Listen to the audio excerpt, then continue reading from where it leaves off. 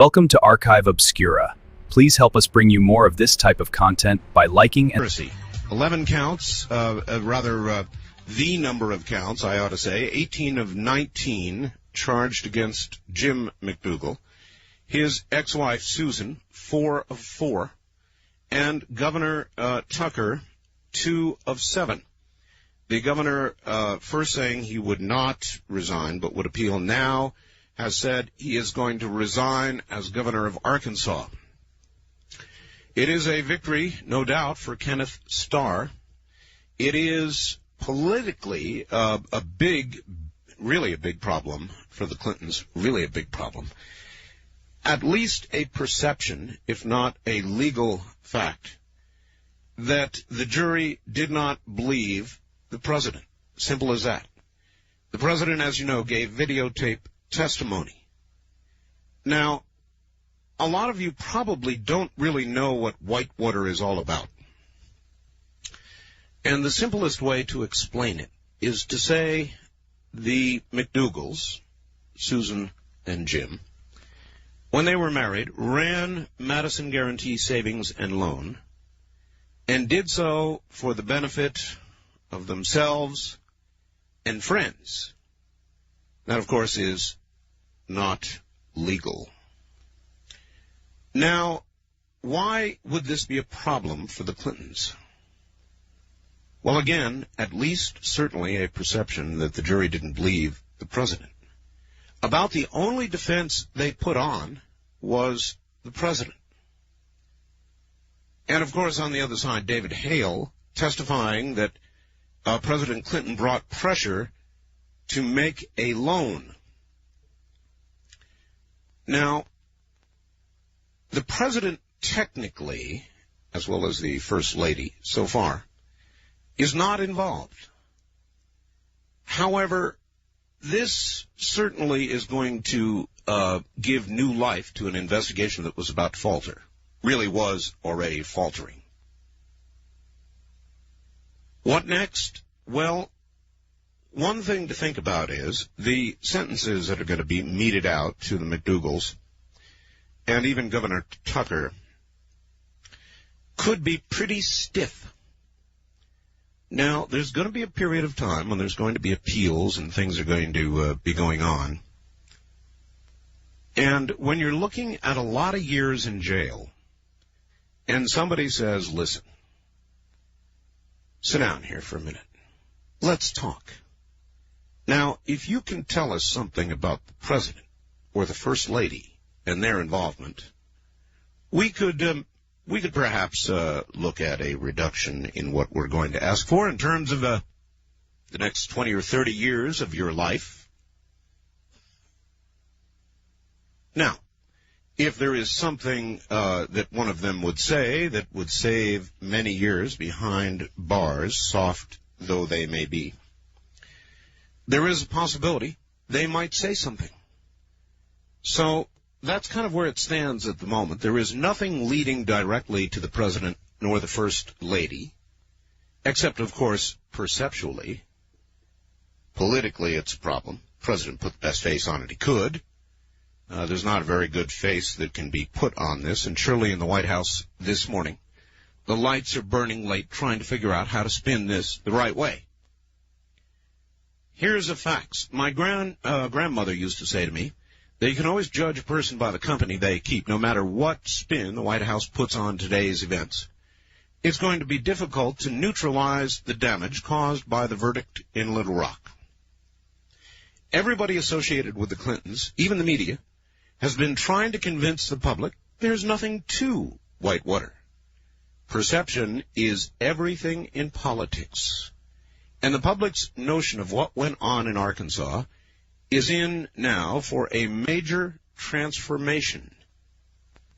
Now, that is a key phrase, isn't it?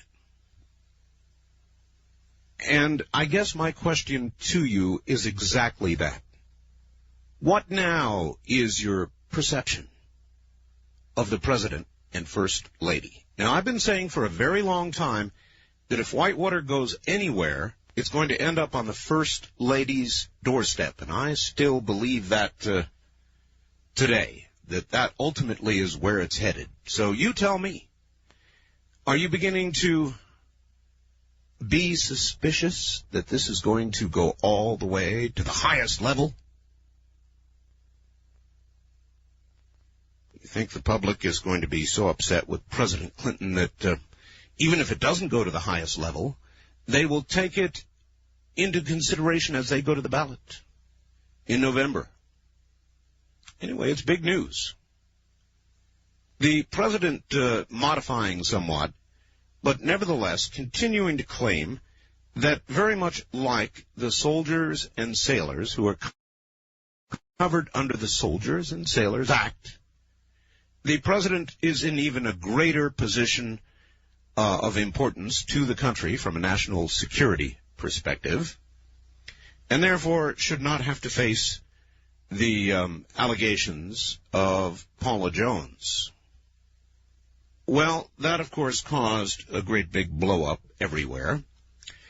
And so the president's lawyer is modifying, but not substantially changing the claim, and they still are going to claim that very much like the Soldiers and Sailors Act, the president should be protected from an assault, a court appearance, probably an examination. Ooh, how embarrassing that would be. Now, we'll see.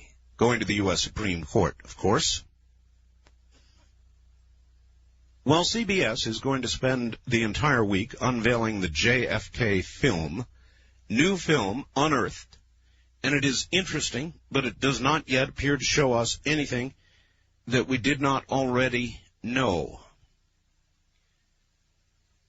So I don't know what to say about that, but we'll watch as the experts look at it frame by frame by frame to see what they can figure out. So far, nothing substantially new. It is election eve in Israel.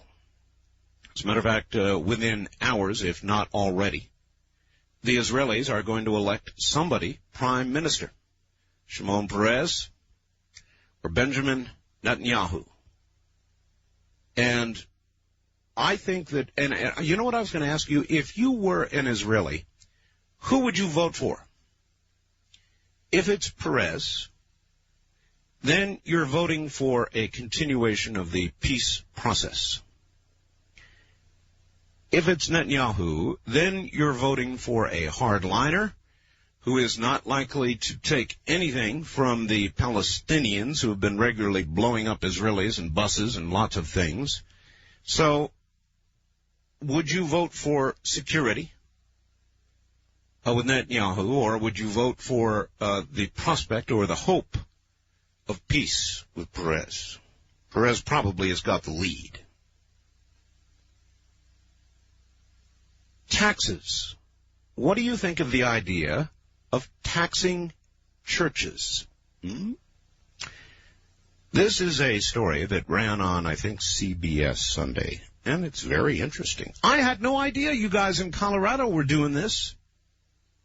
The money that government loses by exempting churches and other nonprofit entities from property taxes is substantial, including Girl Scouts, museums, hospitals, but most of all, churches. Well, guess what? In Colorado, thousands of people have signed petitions to get the issue on the ballot in November. If the issue should win, the tax exemption for churches, even the Girl Scouts, museums, hospitals, and all the rest of it, would end. Now, your property tax in Colorado would be less because they'd be, carrying a little bit of the load. The opposite argument is these organizations provide services to the entire community. Many of those would close. They house the homeless, feed them, that kind of thing. Should the treasure of God and good be rendered unto Caesar, cutting your property taxes? How do you feel about that? Is that God's treasure? I guess it is. But if that exemption was lifted, and particularly if you're in Colorado, I would love to know how you're going to vote. But no matter where you are, I would like to know how you're going to vote on that.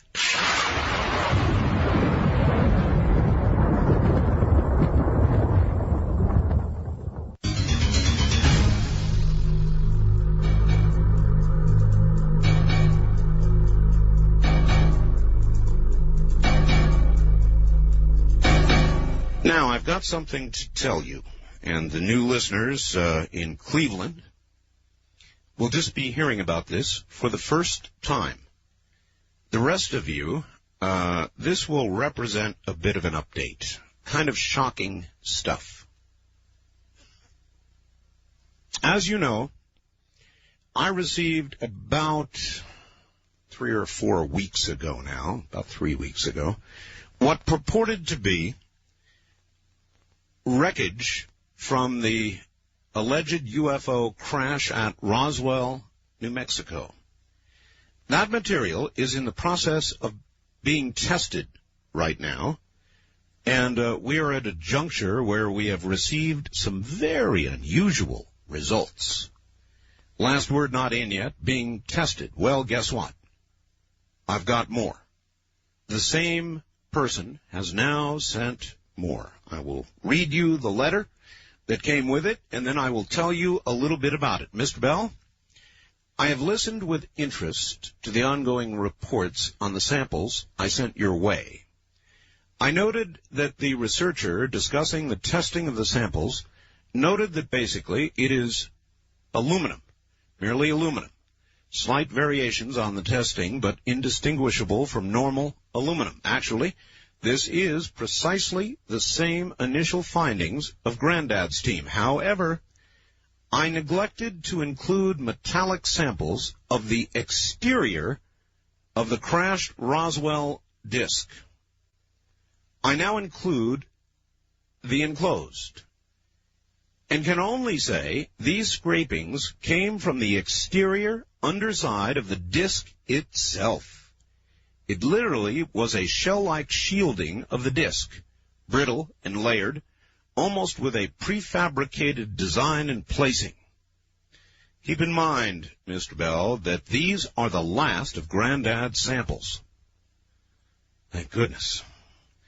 They have sat for years inside a closet with his personal effects. Because of certain concerns, I will not be contacting you on this matter. Perhaps I'm a bit paranoid, but I do have a family and a career to think about. Hope you'll understand. Hope these last samples are helpful. Of course, I will be listening. Signed, as always, a friend. Well, I have posted a copy of this letter on my website. You can take a look. What I can tell you of the samples he sent, they are amazing. They are metal. They are charred, very charred on the outside. Either a result of re-entry or entry into the atmosphere and the resulting heat, or a crash. I would have no way of knowing. About, a quarter inch thick, I would say. When examined with a microscope, I can look at the end of it, and it is the most amazing material. There have got to be 40 or 50 sheets of material slammed together. I mean, just sandwiched together to comprise about a quarter inch of thickness. It is remarkable. Now, obviously, these latest pieces are already winging their way toward being tested. And we will have a report for you shortly. I will try and take some photographs if I can. It'll take a while. And get them up on the website. Incidentally, we continue to get more news of the goat sucker, the thing called the Chupacabra, this creature that is either myth or reality, but if it is myth, there are about 2,000 animals that so far seem to have been killed by this myth. We have a what should I say, an alleged picture of a chupacabra, the first. The rest have been drawings. Matter of fact, Hard Copy, I think, is going to be doing a piece on the chupacabra tomorrow night. You're going to want to catch that. I have no idea whether this photograph is real or fake. I never know about these things. People send them to me when I see a good one. I put it on my webpage or put it in the newsletter, however I can do it, to let you take a look. And I would say, so far, about half the people think it is a fake, but they think it is ugly and evil. And the other half think it might be real and ugly and evil. The only thing everybody agrees on is it's ugly and evil. If you want to see a photograph of it, this animal purported to have killed 2,000 animals, goats particularly. Oh, yes, goats. Then, again, a trip to my webpage will show you all you want to see and more. My webpage address is www.artbell.com. That's www.artbell.com. And, you know, while we're on the subject, I was wondering if our friends at WWE were to have a website address, it would be www. If you follow me, I wonder if they do. Anyway, what I'm going to do is, in celebration of AM 1100 3WE joining the program, I'm going to reserve my East of the Rockies line for people listening to 1100 3WE. So, everybody else, hold off. The listeners of our brand new 38-state monster in Cleveland, you can call 1-800-825-5033. And please, everybody else hold off and let them get through. So that ought to give all of you enough to chew on. I've got a lot more here, but I just don't have time to get to it all. A big welfare brouhaha. Oh, this is kind of neat. Art. This coming weekend is the official beginning of the hurricane season. Somebody at the National Hurricane Center has a great sense of humor and must be a listener to your show. The very first hurricane of the season is going to be named Arthur. That's right, Hurricane Art. I predict this hurricane will strike land in the middle of the night, take about a 30 share of the Gulf Coast. Just think, you'll probably be able to talk Hurricane Art in during Coast to Coast. This will be good practice for talking the comet down into the Nevada desert. All right, we do a kind of a different brand of talk radio here. We don't screen calls. Now, that makes it a little weird every now and then, but fun. It's spontaneous. On any given night, we can go in any direction, and we do, believe me. You'll just have to listen to find out what we're all about, but we are not your granddad's.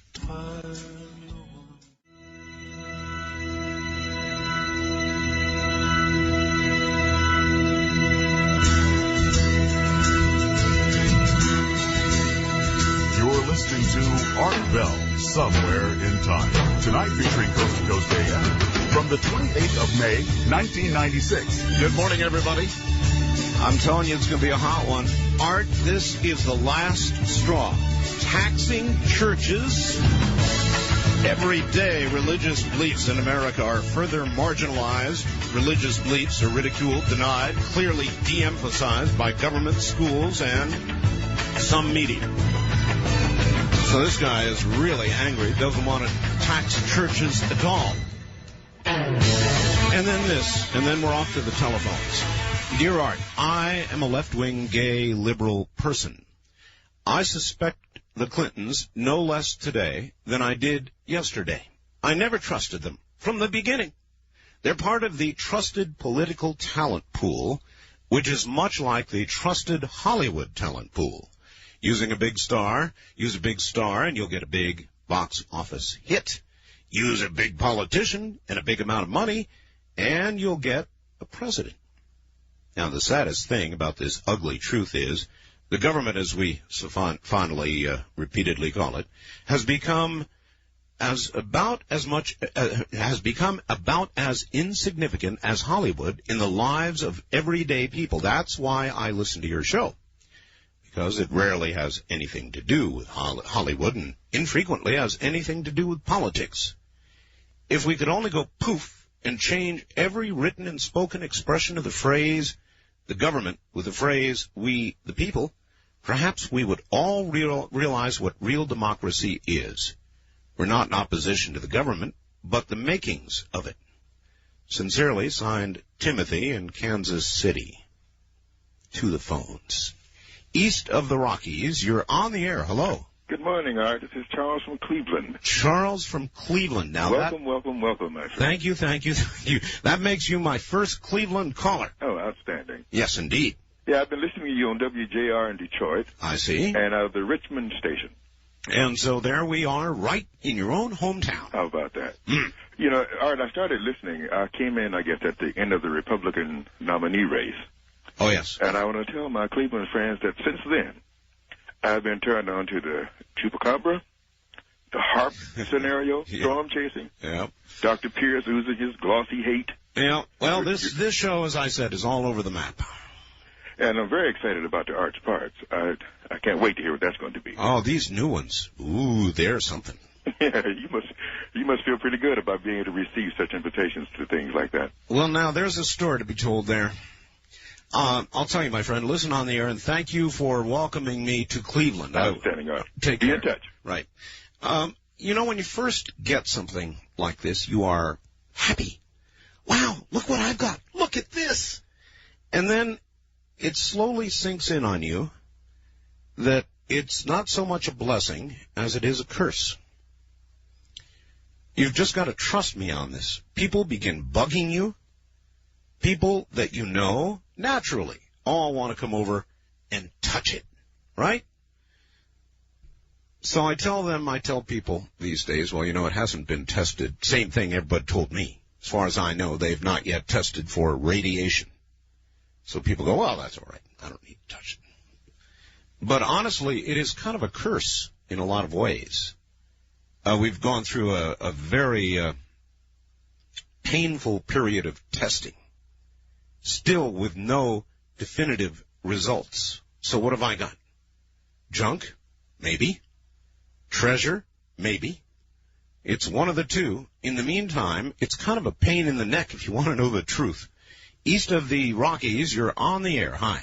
Hello, Art. Hello. This is Brett calling from Plymouth, Ohio. Well, welcome to the program. I used to listen to you on WJR. Now I get you better on 3WE. Well, that's the reason for it. Great.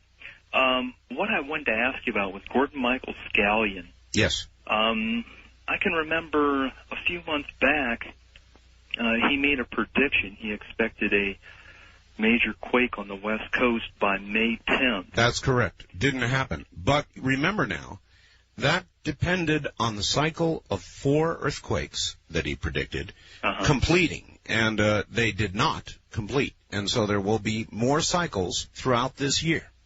I see. Is he putting any time on the big quake on the West Coast? We will have him on again, and we will ask. Other than that, I can't tell you. I see. Okay, well, good talking to you. Good talking to you, and thank you very much for the call. West of the Rockies, you're on the air. Hello. Hello? Hello. I can't quite pick up your station tonight. I just wondered if you was on the Freeman subject tonight. No. Well, I'm the father of those 2 children in the Freeman compound. I've been trying to talk to, I've heard quite a few different... Wait a minute. Hold it. Slow up. You are the father of the 2 children in the Freeman compound? I am the father of the littlest one and the stepfather of the 10-year-old. I am the father of the 8-year-old that is in there. Oh, my. I think that I've seen you on television a couple of times. You traveled to the Freeman compound. Did you not? I have been there twice, yes. Twice, huh? Mm-hmm. And what can you tell us about what's going on inside? Do you know anything, either from the past or the present or your trip out there? What's going on in there? They have their own form of government. They have their own religion that society will never accept, I believe. What kind of religion is it? Well, I can't speak for the Freeman themselves, but I know that my ex-wife and her husband, they call themselves LDS. LDS? Yes. They will come right out and tell you that they are LDS. I don't see how, but they do. Well, and you know, this is the first time that I've heard that they claim to be LDS. Do they claim to be the same brand of LDS that you all have there in Utah, or is this a kind of a splinter? A splinter. They've been in a group. I guess it would be schism, really. Yeah, they have all been excommunicated. You know, as we know, the LDS Church, so whatever spinoff they would call that. But they believe that a woman is a woman at 12, and then a man is a man at 14, and of marrying age. All right. Well, tell us what happened when you went to Montana. Were you able to get in? Were you able to see them? What did the FBI say? What happened? The first time I went is right after they arrested Schweitzer and Peterson, and all the phone calls that go in and out of there are monitored, or go through the FBI, I should say. Uh-huh. And I was allowed to make a phone call to my ex-wife. I spoke to her briefly for about 2 to 3 minutes, and then she cut me off. But it was basically I was trying to get her to let me talk to the children. And she hee-hawed around, and she says, well, we're going to have to run it by our court system here, so call back in 2 days. And when I made that attempt, the FBI would not let me do it. They felt that it would be detrimental to their ongoing negotiations. All right. Well, when some negotiators went in, namely Bo Greitz, he came out very discouraged, thinking it was probably going to end violently, and basically saying that he also had the impression that there were some, at least 10 or possibly 10, inside that compound / farmhouse, whatever it is, who are being held against their will. Do you have anything on that? When you say against your will, I think it's more through they're being more intimidated to stay in, more than physically held in. I think I read where Bo Greitz said that at one point my ex-wife said that she thought maybe she ought to come out, and then she was immediately surrounded by Skirdall and a few of the others, and reminding her of the oath she took. The oath and stuff like that. And, yeah. And I think when they're saying they're in there against their will, I believe it's through more through intimidation than actually being physically forced to stay in there. Okay. Well, the late news is the FBI has generators on the premises. They're all hooked up. They're ready to cut off power, which will cut off running water and a lot of other things, satellite and the rest of it. Do you think, I mean, what's your view? You're closer to this than I am. Is this going to end peacefully? Do you think? Are they going to finally come out if the FBI waits long enough, or is it going to end violently? Okay, first on the generators, from what I understand, they did cut the power today. They did? Yes. And didn't even make the news. Maybe it got washed away by Whitewater. This is, it did make the news. I seen it on television myself. But they have their own generator there on the Freeman compound, and from what I understand, they got about 6,000 gallons of fuel to run it. The only thing the townspeople up there were telling me is this generator they have on the Freeman compound is probably not big enough to run their well, to pump in their well. Yeah, it's probably 220. and draws a lot of starting currents. A real deep well or something. Sure, it's sure. Probably that. As I said all along, I said it when I first went up there, and I felt it then, and when I went up just here recently, I felt it again. If you look at what's went on since the standoff has began, they have shown no signs at all of ending this thing through negotiations. It's going to be a hostile takeover. Mm-hmm. I can a dynamic entry. Yeah, and I told when I first went up there, I expressed to the media that I felt that these children were going to end up being a negotiating tool, and I'm right. All right, here's what I would like to do. I would like to get privately your phone number. Mm-hmm. Would you be willing to do that? You betcha. All right, hold on the line, please, sir, and I'll be right back to you. Indeed, I'll be right back to you all.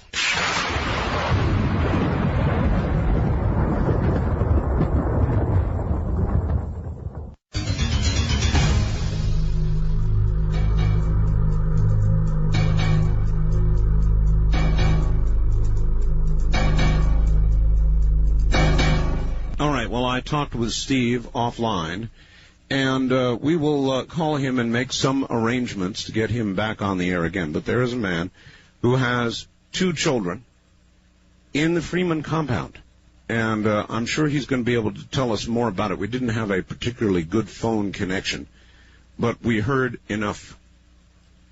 And I will contact him and see about getting him on the air for an extended period of time.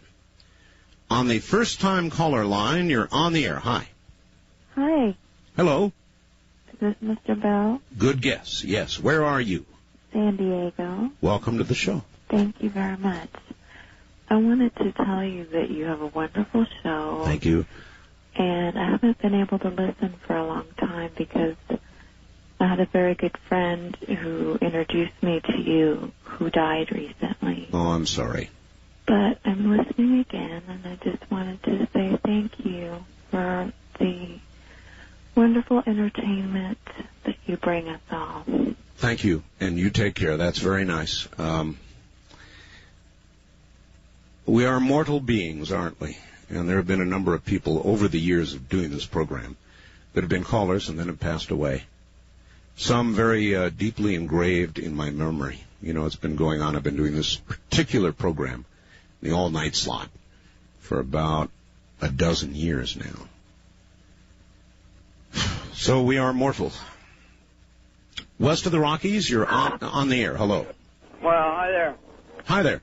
On a cell phone here. Well, turn off your radio. I got it off now. That's good. I can hear you. Yes, sir. Where are you? North of Salt Lake City, mobile. All right. In regards to this election in Israel, aren't the Golan Heights the big issue over there? And if they give that up to the Palestine people there, that well, they wouldn't, sir. They would no doubt bargain it away to the Syrians. Right, and that puts a lot of the low-lying area there in great risk, shell range, doesn't it? Yes, it does. Mm-hmm. And it would seem to me that it would behoove those people over in Israel to maybe elect this, I don't know his name. Benjamin Netanyahu. Right, and I think that's probably a good chance of what's going to happen. And one more thing, I had a chance to listen to Pat Cannon on, he was up in Boise on Saturday. Right. And he had a comment that was quite interesting. They asked him about the immigration problem, and he said that his idea is to build a fence. Yes. Yes, well, he's had that idea, thank you, for a long time. As a matter of fact, what is interesting about Mr. Buchanan is a little fracas that went on up in Washington. They apparently sent the Buchanan campaign a note that said, if you're going to speak up here, you're going to have to wholeheartedly, without reservation, endorse Bob Dole. Well, for Pat, Bay Buchanan answered basically by saying nuts, like the old general. No, we're not going to do that. I mean, come on, the convention is still months away, and we're not going to do that. As a matter of fact, we're not even going to come up to Washington. so they're not going to. Now, Mr. Dole's prospects for election are dependent, of course, on many, many things. One of them is going to be the right wing of the Republican Party, very solidly behind Mr. Buchanan. If he gets really angry, and he's kind of angry now, he would take those voters from Bob Dole. Bob Dole can't afford to have those voters taken from him, so his chances go from about 2 or 3 in 10, Whitewater aside, to about 0, in my estimation. So there's going to have to be a healing in the Republican Party, or there is going to be a sweep, and it's not going to have the name Dole at the end of it. East of the Rockies, you're on the air. Hi. Good morning. I wanted to ask you, whatever happened to that story about the man that killed the 2 Bigfoot? Well, the audience proceeded after that to scare the hell out of him, and he hasn't been back since. Oh. I'm just being nosy as usual. Well, that's fine. If you didn't get to hear it, then you wouldn't know. But that's what happened. West of the Rockies, you're on the air. Hi. Hey, Art. This is Jamie, also known as His Image, and or JTA on the IRC. Mm-hmm. And hello to all those on the Internet. And hello to them. And I'm calling from Reno, Nevada. Yes, sir. And I have 2 things for you. All right. Number one, I just wanted to thank you for your show and getting out all this information to us. It's a pleasure. It's a nice forum you've given us. I'm glad you enjoy it. The second thing I had was the Chupa pic, the picture. At first, I saw it on my monochrome monitor. Yes. And it looked like a joke. And then I looked on another computer with 256 colors, and I'm going, okay, this is a little bit more real. Yes. And so at first I thought it was like something from a bad sci-fi movie. Well, it looks like something from a bad sci-fi movie, but it is scary, it is evil, it is about the ugliest thing I've ever seen in my whole life. He's talking about the photograph, the alleged photograph, of the Chupacabra. First-time caller line, you're on the air. Hey, Art. Hey, sir. Hey, I got through. You did. Where are you? This is Scott. I listen to you at KEX in Portland. Yes, sir. I'm calling. There's 3 items in your news today that I wanted to comment on. All right. The first one is your Chupacabra photo. Yes. I think it's a fake. Yeah, a lot of people do. And the reason is because the fangs are not those of a blood-sucking animal. Okay. So think about that one. The next thing is the Colorado referendum or measure against tax-exempt organizations. Yes. I think that is an explicit attempt by liberal interests to gain further control of welfare and charity. Mm-hmm. And third item is those UFO pieces that were sent to you. Okay, well, before we get to that, you're right. It would have that effect. If you pull it out of the hands of the churches, it puts the responsibility where? Right back with the government. Oh, yes. And remember, the thing is that for everybody to remember is that prior to the advent of intense socialism and liberalism, churches and private charities were the organizations that took care of people. The 1,000 points of light. Well. Well, yes, really. Anyway, it's something to think about. Okay, on what we call Art's parts. Oh, yes. Those parts. I have looked at the pictures, and I have a couple of comments on those. First of all, one is positive and one is negative. The positive, well, first the negative is, I think that Linda Howe said that they were exactly 6 millimeters. Okay, we are not going to have time for this. We've got a newscast coming up. And all I could do is ask you to hold on. Okay, I'll hold on for a couple of minutes. Well, it's going to have to be more than a couple, so maybe you better try calling us back, all right? Since we cut you off, if you can get through again, we'll put you back on. The trip back in time continues with Art Bell hosting Coast to Coast AM. More Somewhere in Time coming up.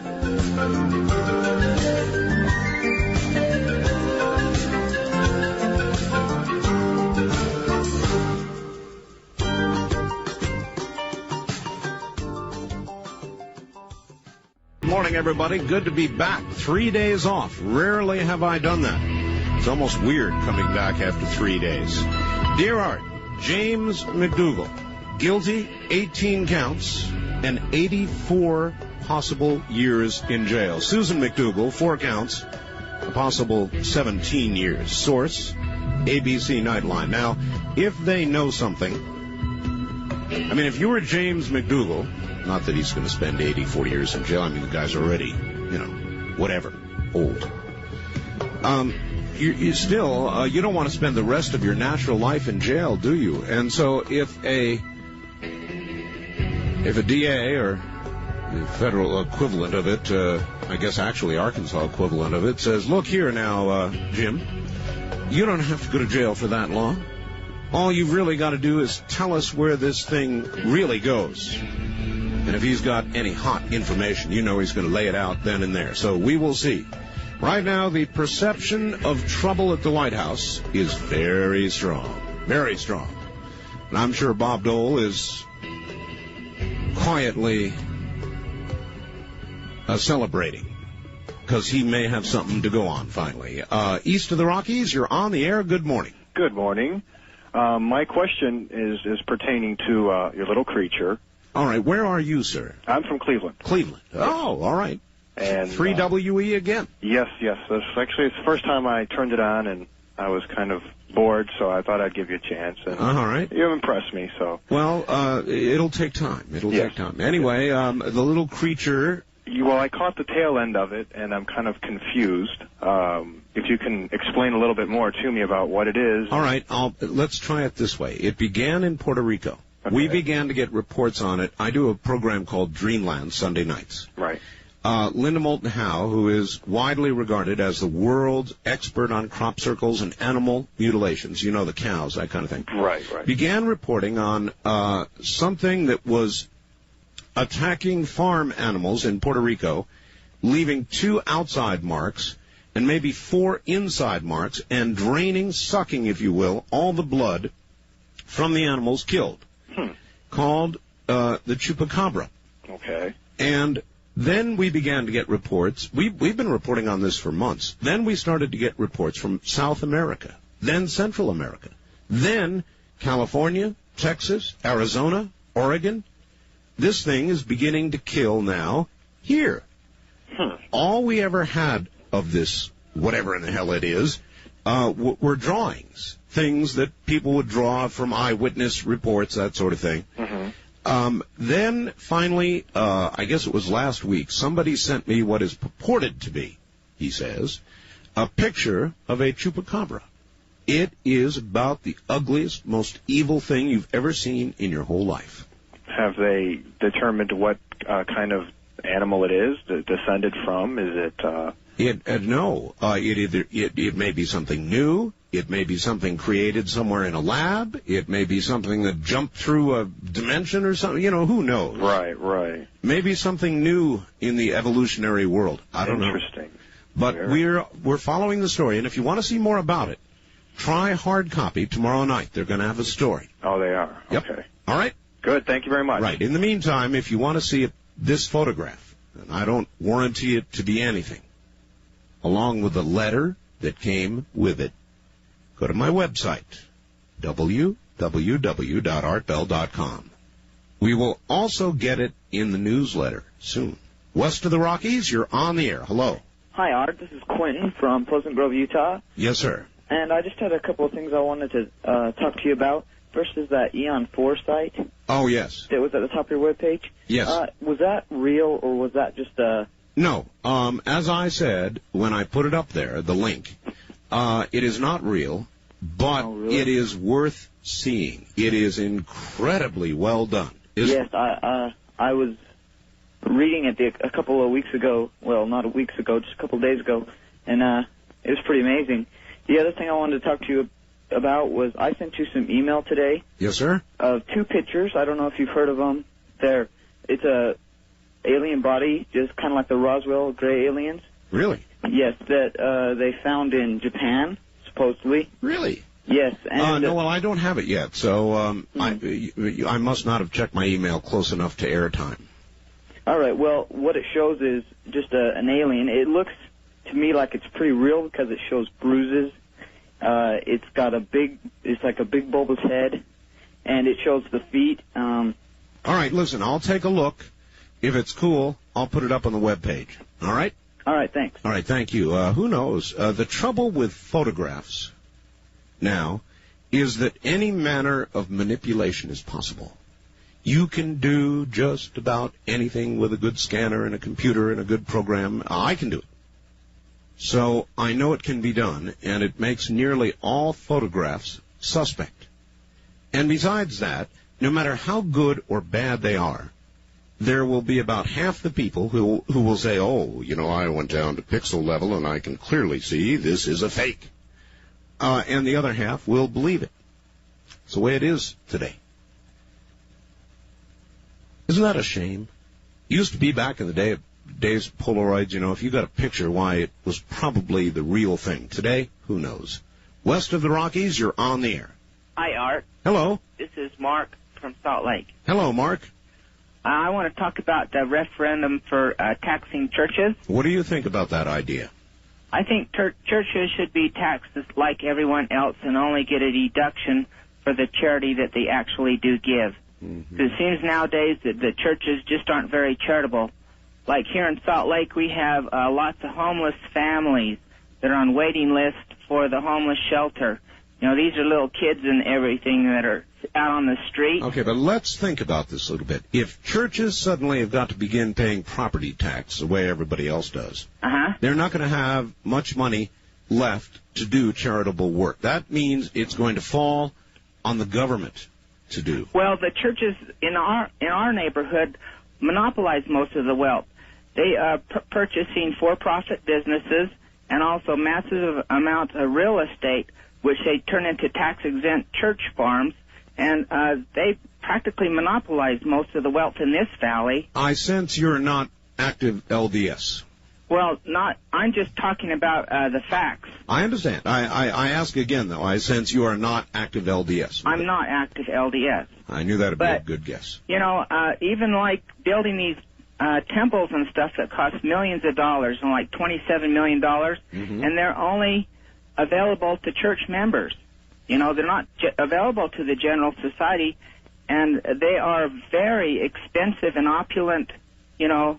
All right, well, I guess that is worth chewing over.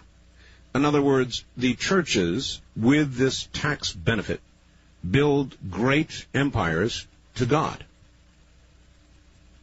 And they are only accessible to members of the church. Or is that true? In Colorado, thousands of people have signed a petition to get on the ballot a measure that would cause churches to begin to have to pay taxes, property taxes, just like all the rest of us. Now, it would lower my property tax if churches had to pay, if they joined the crowd. But then again, the other side of the argument is churches do a lot of beneficial work. They feed the homeless, house them. Maybe there are waiting lists to get on or help. I'm sure that is true. But gee, folks, are you sure you want to pass that particular chore on to the government? Because that is what's going to occur. If the churches can no longer do it, it's going to go to the government. It's going to be more power in the hands of the government that you all say you don't like so much. East of the Rockies, you're on the air. Hello. Art, I was just wondering, whatever happened with the parts, the space parts? Well, I just finished talking about that, sir. I know. I just turned it on, and I heard that guy ask the question that got cut off, and I missed it. All right. Well, where are you, by the way? I'm in Nashville. Nashville. All right. What happened with the parts? Well, they are being tested. I got these parts claiming to be from the crash at Roswell. Freaked me out. Sent them off for testing to a large university. They came back. They did spectrography, electronic scanning, microscope, all that kind of thing. And they came back 9999 aluminum.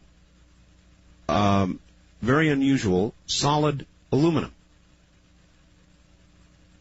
Now, that was on the outside. They have yet to test the inside. They're doing that. They did cut one open, did a destructive test to it. The odd thing is to come back 1,100 aluminum, or 9999, whatever you want to call it. They should have weighed a specific amount. I think it was 97 milligrams, something like that, 96, 97. And they came back weighing exactly 160 milligrams. So that can't be. Something is askew. And we are going to get the rest of the story this next week on Dreamland. They're going to do more testing. I now have more parts.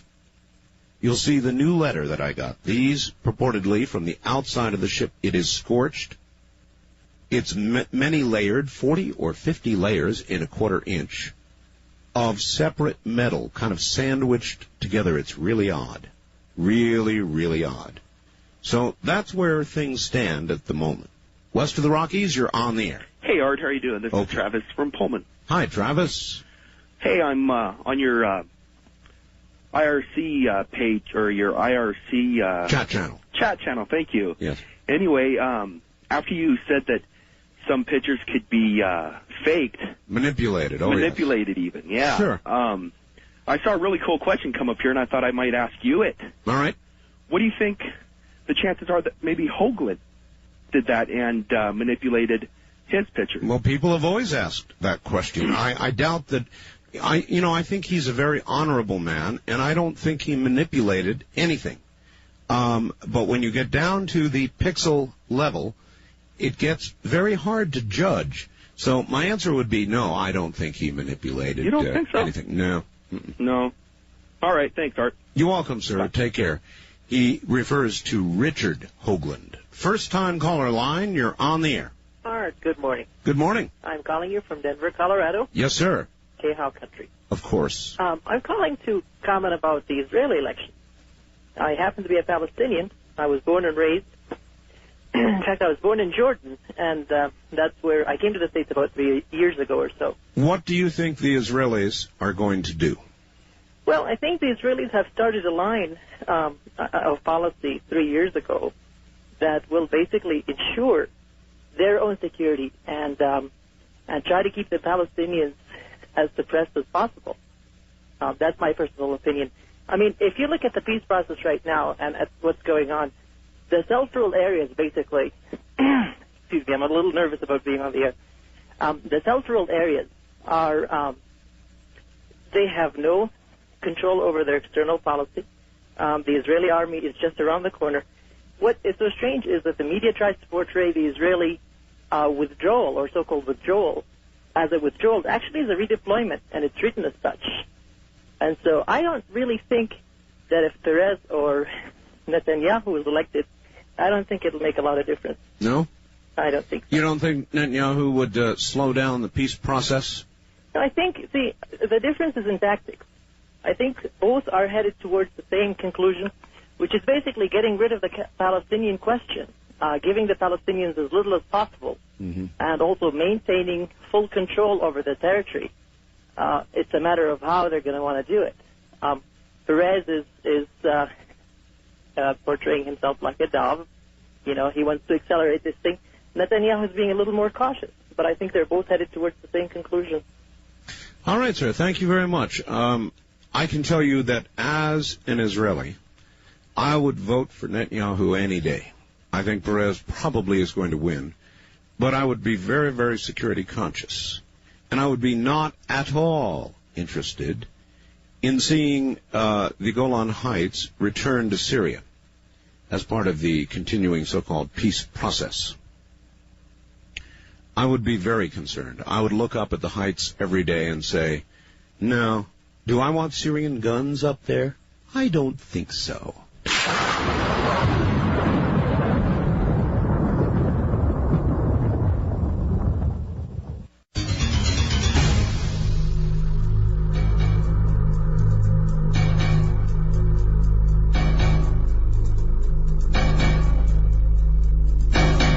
East of the Rockies, you're on the air. Hello. How you doing, Art? All right. Did Linda Howell go down to Puerto Rico yet? She was in Puerto Rico about a month ago. Oh, for the Chupacabra? Yeah, looking for the Chupacabra. Because you had a caller a couple weeks ago, and she suggested, why don't they take DNA testing on it? Yes, indeed. On the dead animals? Yes. Did she do that? I don't know. We'll find out. All right, thanks, Art. You're welcome, sir. Take care. West of the Rockies, you're on the air. Hi. Hey, Art, how you doing? Okay, where are you? I'm calling you from Honolulu, Hawaii, listening to you on WOAI out of Texas. Wow. Wow. That's quite a shot. Well, I can't get you till 10 o'clock here, and that'll be in about another 36 minutes. Right, and then on KHVH in Honolulu. That'll be easier on the ear. Yeah, it seems like it's hard to get into your real audio sites. It's getting more. You got more people out there buying darn computers, I guess. I guess. I know. I tried to get in there and during Dreamland because it was a repeat this last weekend, and it said the server was full. So yeah, I get that because I try out of I go into the 3 sites you have listed on your board on your homepage there, and WOAI. It seems those guys are like they're always there. Yep. And they're always up and running. Anyways, Art, you know when Jim Guy Tucker steps down and they get this Republican in there as governor, I heard you step on it a little bit, but I don't think Clinton's going to last out. I don't think we have to worry about him running for re-election. I don't think he's going to last out this election. Well, you know, he has not actually officially announced. No, he hasn't. Yeah. But then on the other hand, if he leaves office, the first thing he's going to be facing is Paula Jones. No, I think, yeah, and then the second thing is going to be which federal pen you want to go to, Mr. Clinton. But you read my article the other day. I sent you. Can I say hi to my dad? Yes. Hi, Dad. His name's Tom in Palm Springs, California. All right. You read my article on the air the other night about my cat that jumped out after the bird? Oh, yes. Yeah, cat's doing fine, still limping a little bit, but you know the darndest thing now. That bird saved your cat's life. Yep, the bird ate the big one, but the cat didn't. Well, that's the way it ought to be. And, you know, the cat now won't eat its, I had her on dry food. You know, I try and keep her on that for her teeth and stuff. Right. And now the cat, the only thing she'll eat now is sushi. All right, thanks. What happened is his cat was out on his porch. Now, he was several stories up. And his cat kept trying to get to this bird and then found a way to get outside. And the bird was sitting right on the edge of the ledge. And the cat made a usual cat leap, jumped like crazy, and caught the bird. And they both went tumbling down several stories, and the cat landed on top of the bird. The bird is dead meat. The cat is apparently doing quite well. Well, listen, while we're on the subject of Chupacabra, this is going to absolutely blow your mind. I want to give you a little bit of this going toward the break. It's from a fellow named Andy Ross. Listen to the words very, very carefully. Listen now. This is really cool. Andy Ross did this. Ode to the Chupacabra. This is Premier Networks. That was Art Bell hosting Coast to Coast AM on this Somewhere in Time. In your eyes that you're out for blood tonight. The ghosts are uneasily off in the distance. Your scales make a creepy disguise. Feature program on people who work overnights. In other words, cops, nurses, firemen. I'll add talk show hosts. And I'd like to have some comments from you. 1, what are the pros and cons of working the hours you do? What do you like best about overnights? How long have you been doing it? Any tips for newcomers to the wee hours regarding sleep, social life, family life, etc.? Thanks very much. I'm recording. Okay. Well, I can't speak for the cops, nurses, or firemen, but I guess as a talk show host I can. What are the pros and cons? Well, the cons are that when the rest of the world is doing business, you know, whatever it is, whether it's a network business or anything else, I'm asleep, so I miss a lot of business. It's very hard. In other words, and people don't understand it. People who work during the day expect me, they don't think about the fact that I work all night long, so they think I'm wide awake at noon or 2 o'clock in the afternoon. Well, for me, that's midnight or 2 o'clock in the morning. So a con is that people expect you to be there when you can't be there, unless you're willing to get up at 2 o'clock in the morning. The pro, the nighttime hours are much better. People have time to think about things other than the hustle and bustle during the day. So if you're doing a talk show, as far as I am concerned, the night times are far better. And I would never take this talk show or any other 2 days. I just wouldn't do it. I like the night people. How long have I been doing it? This program, about 12 years. Any tips for newcomers? No, the other hard part is when you're off. For example, I have been off now 3 days. Very unusual. I normally work 6 days a week. Well, I had 3 days off. You know what I did? I slept all night long 2 of those nights. Very, very, very bad idea. Because now I've got to come back and get back into my regular routine. And my routine, so you might know, is to, I'll be on the air until 4 o'clock a.m. Pacific. And then I will stay up until about noontime or 1 o'clock. And then I will go to bed. That's evening. For me, the late morning is evening. And I will go to bed. If I can stay awake that long, because I am now kind of back for 2 nights to, the other sleep pattern. So that's a rough one. And my advice, even though I don't adhere to my own advice to you, is to, on your days off, maintain the same schedule, or you will be sorry. But the best part of working at night, all the people out there. The people who have time to think about things other than, you hear during the day. I mean, that's what makes this talk program what it is. You don't think this would work during the day, do you? I don't. The kind of material that we cover here, it's for the nighttime hours. It's for the time when the sun is gone and the moon and the stars are out. It's for that. It's not for the daytime. So that's my feeling. Maybe some of the rest of you that work these hours have some advice. I don't know. West of the Rockies, you're on the air. Hello. Yes, good morning. Good morning. Portland, Oregon. Yes, oh, good. Betty. Yes, Betty. Sorry, I missed you when you were in town. Boy, that was something else, I'll tell you. It sounded like it was, and on the news, it was quite a big thing, too. Thousands of people came. I was signing books from 12 noon till 8:30 at night. Writer's cramp. Oh, my whole hand hurt. Yes. Oh, say, your Chupacabra, or how you pronounce that little guy's name? Yes.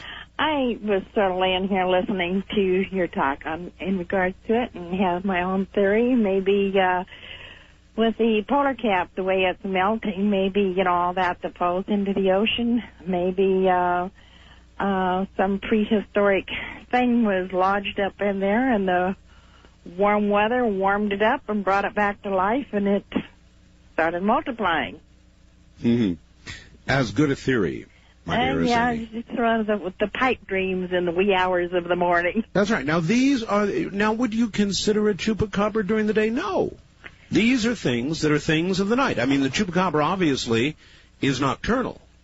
And these are the hours when, if you were to be out walking, it might leap from the bushes, grab you by the neck, and, well, you know the rest. But you don't think about that during the day. No, but we're going to sure think about it this weekend when we go camping. Are you really? Around the campfire, we're going to talk about it. Uh-huh. Well, I wouldn't do that. You're braver than I am. Thank you. I'm always afraid that, in fact, sometimes I scare myself. When we talk about these things on the air, scare myself. We've had, I do a traditional, every year at Halloween, we do nothing but, and when I talk about ghosts, we do it seriously. We don't let people joke around. We do serious ghost shows. And they have been so serious some years that they've scared the hell out of me. Hi, Art. I usually listen to KSTP or WOAI for the first hour.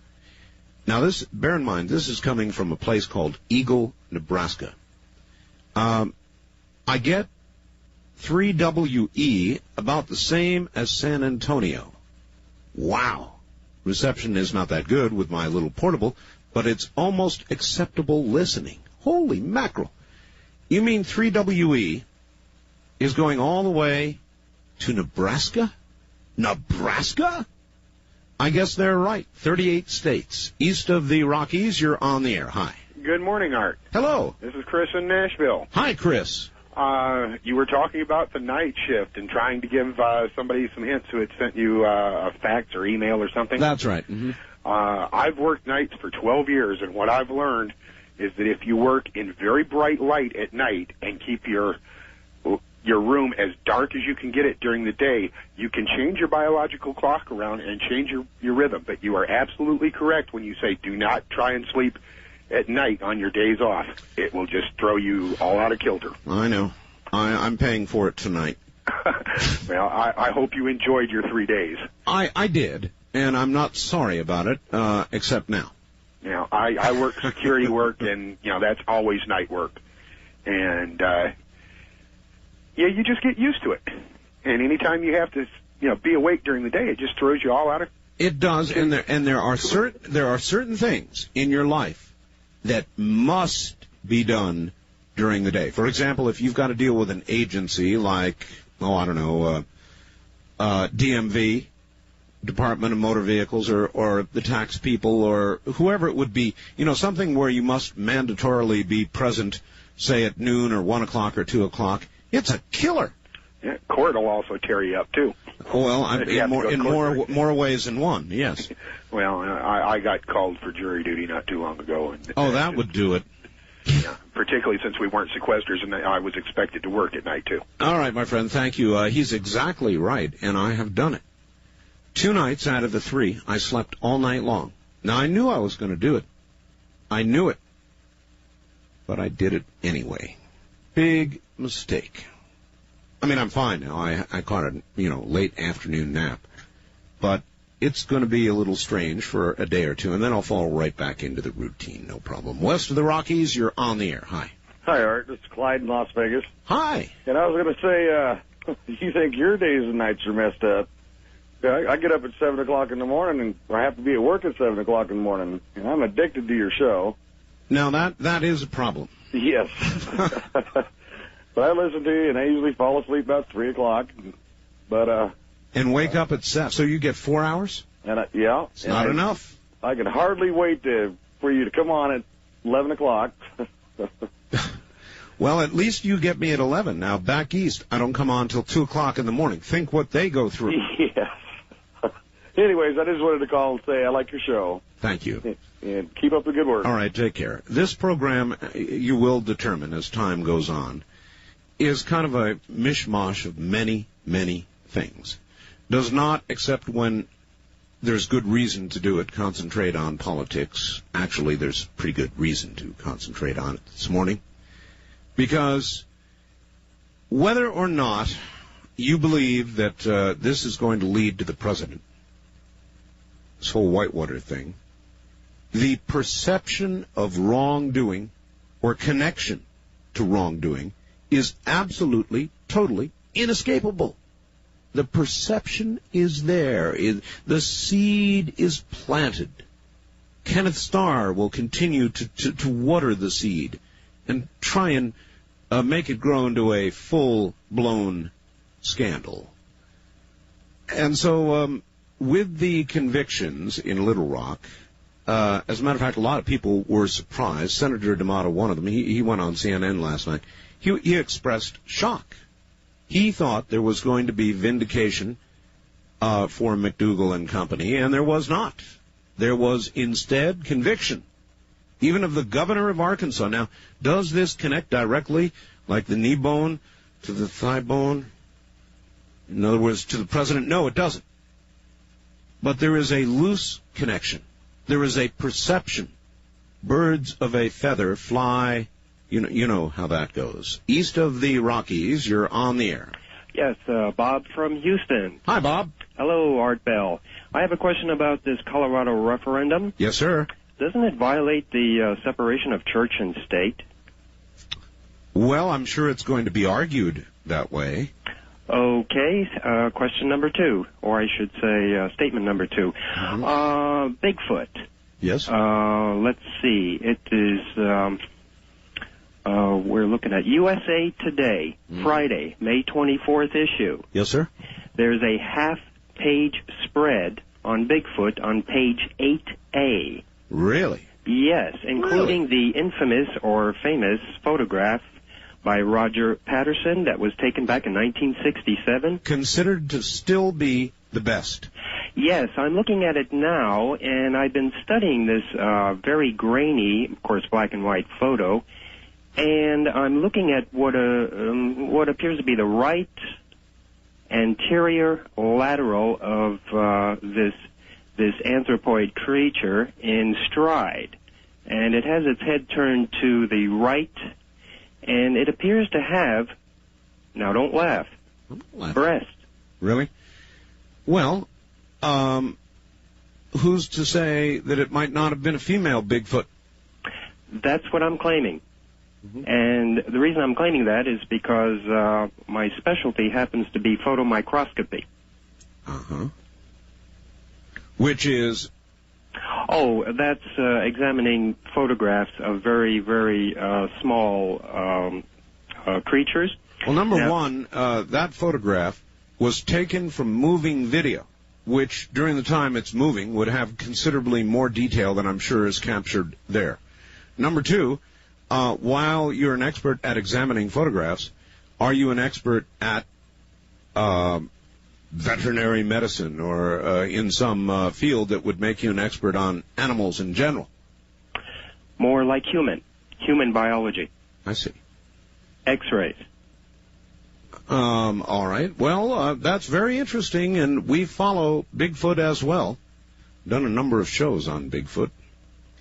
And I'll tell you, we had this incredible guy on the air who told us a story. I interviewed him for an hour about shooting some Bigfoot. Or is it, would the plural be big feet? I don't know. Anyway, he shot them and buried them and was willing to show us where they were buried, dig them up. But his name was Bugs. Unfortunately, the audience scared the hell out of him. He was convinced he was going to be convicted of murder, and we have not heard from him since. And I was honor-bound not to replay that interview on the air unless he gave me permission, and he didn't.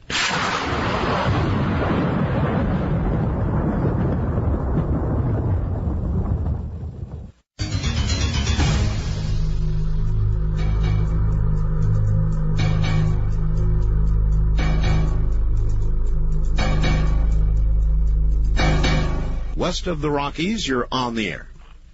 Hello. Hello. How you doing? I'm doing. Is this Art? Yes. Hey, Art. How's it going? I'm calling to talk about Pat Buchanan. All right. Are you on a speakerphone? No, I'm in a big room, though. Would that be doing the sound? Well, I guess, yes. What do you want to say about Pat?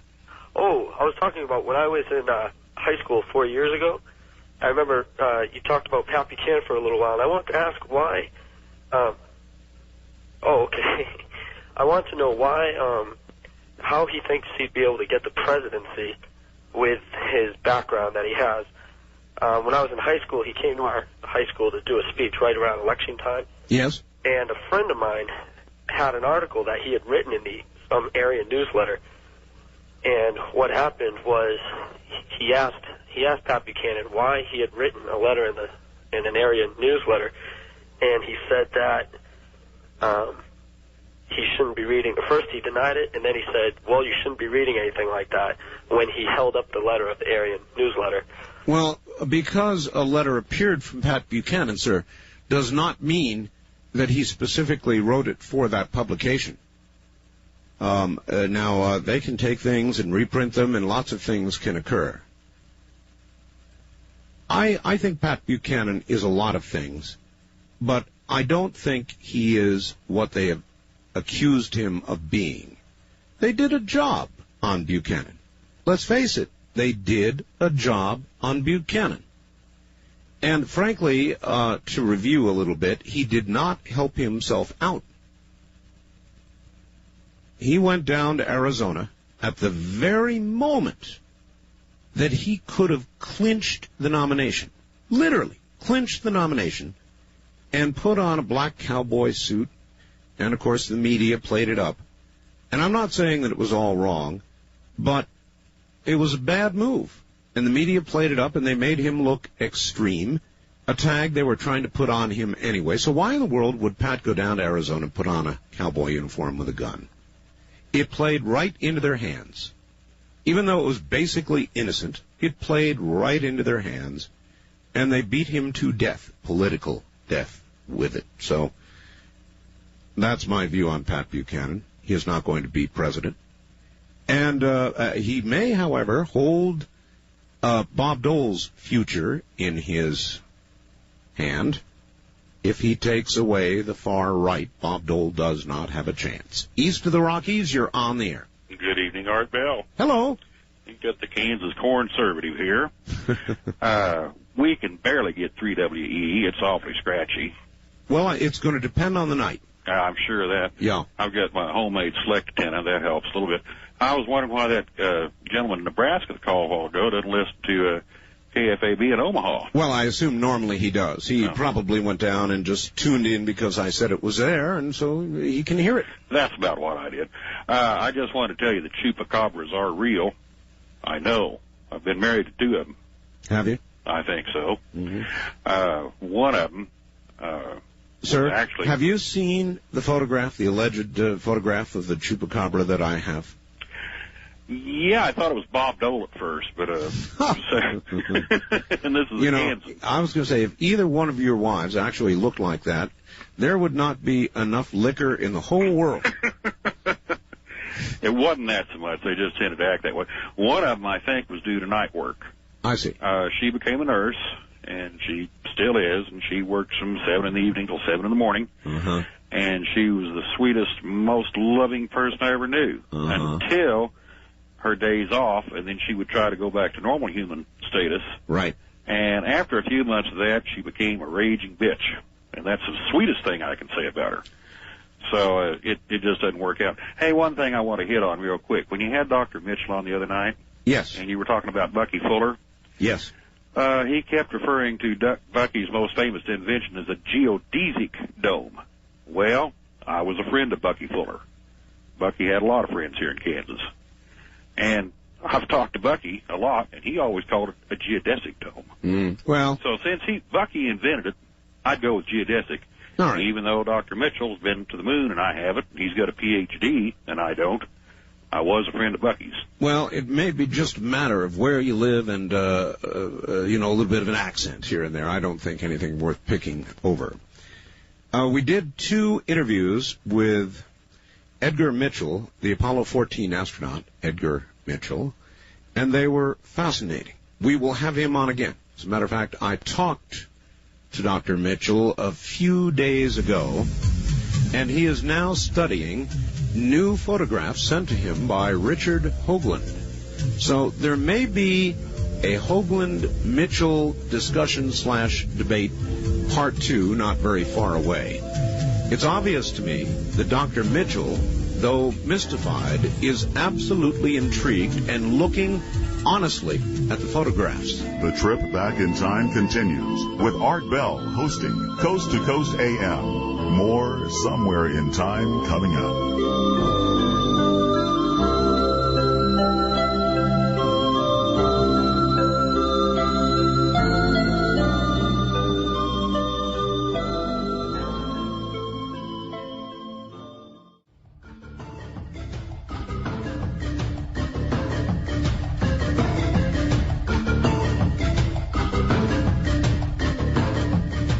Listening to Art Bell, Somewhere in Time. Tonight featuring Coast to Coast AM from the 28th of May, 1996. Good morning, everybody. Good to be here, back after 3 days off. Oh, you have no idea what that does to an all-night man. 2 of them, I slept all night long. I don't know how I did that, but I did. so now I pay. All right.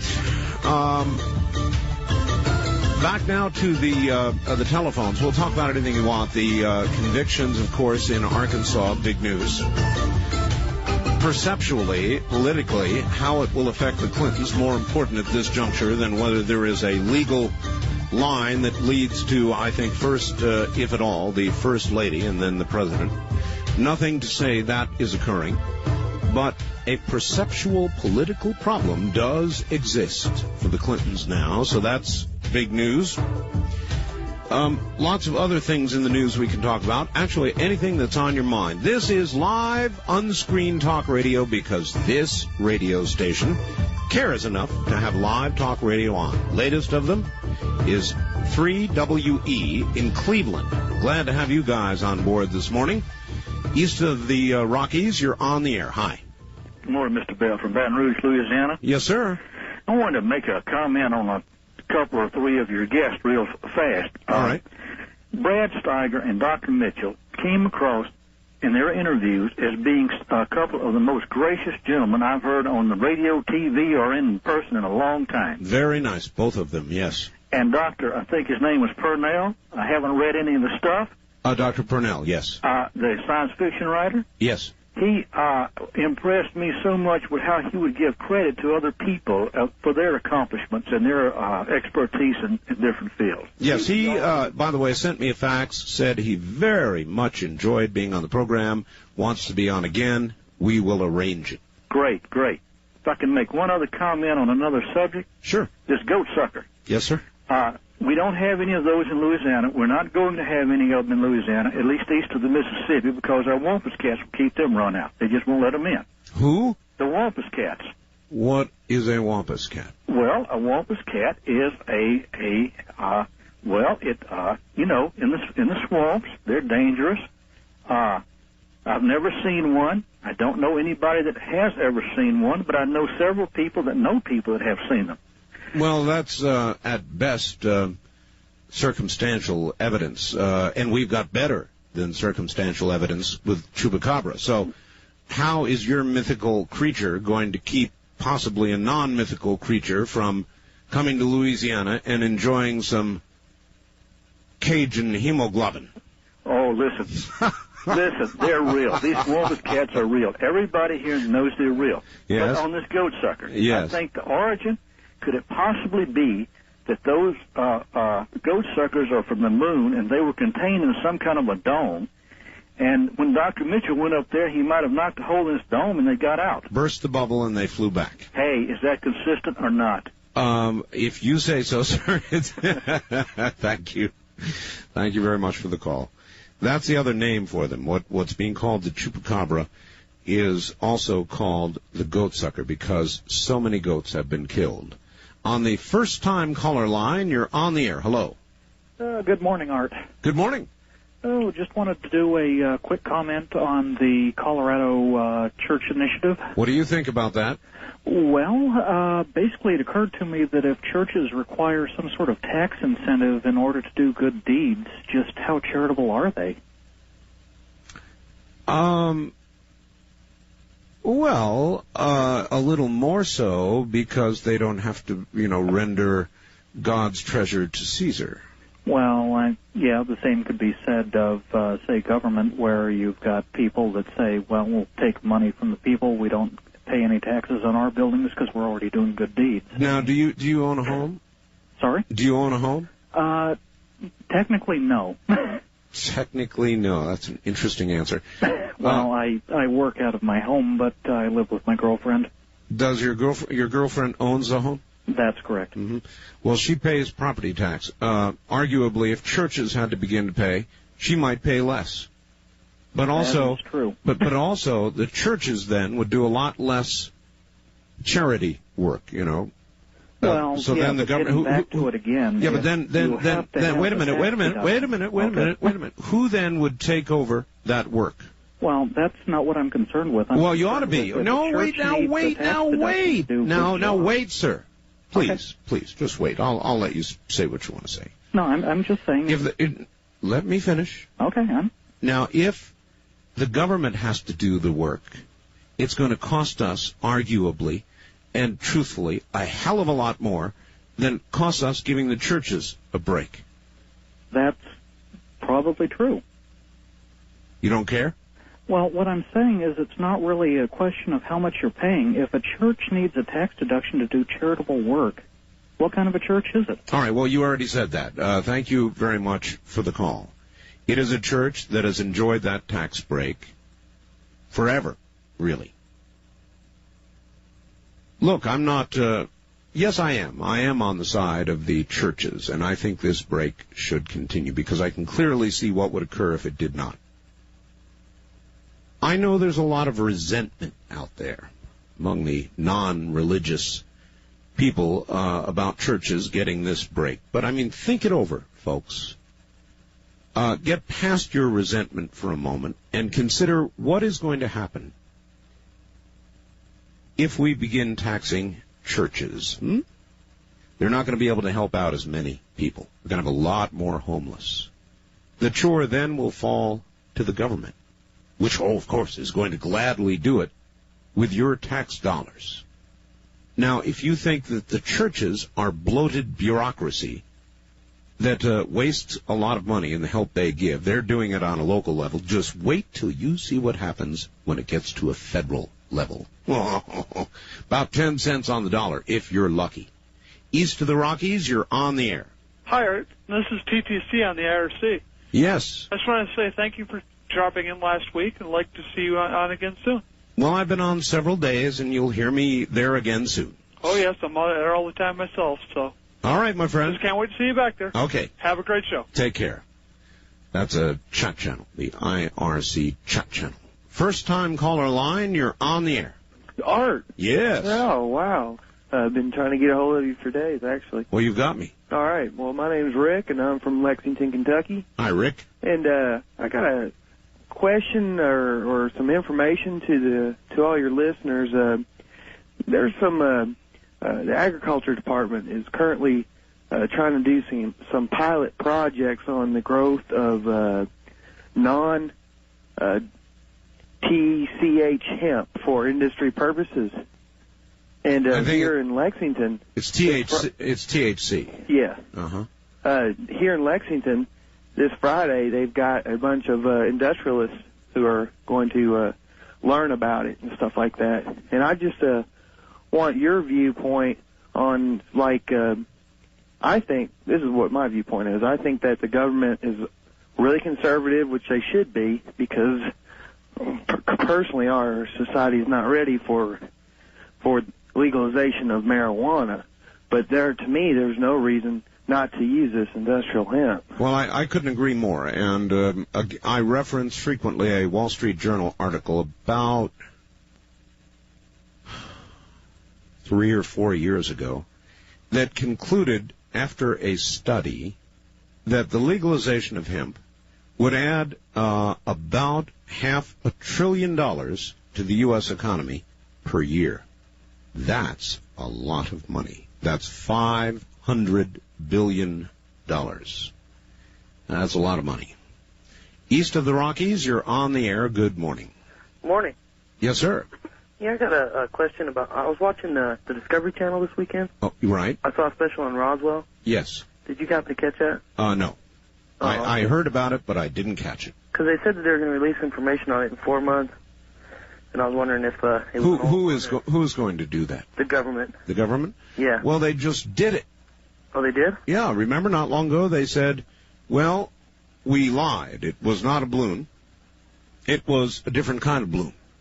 Don't you remember that? No, I didn't hear anything. Well, I just started listening to your show, so I wasn't really up on Roswell. So okay. Up until I started listening. I also have another question for you on sure. That 5-foot egg. You ever heard anything more on that? It was a hoax. It was? Yes. Some radio station was going to hatch something out of it. Okay, one more thing here. Yes, sir. You haven't played that Art Bell song in a long time. We hear that tonight?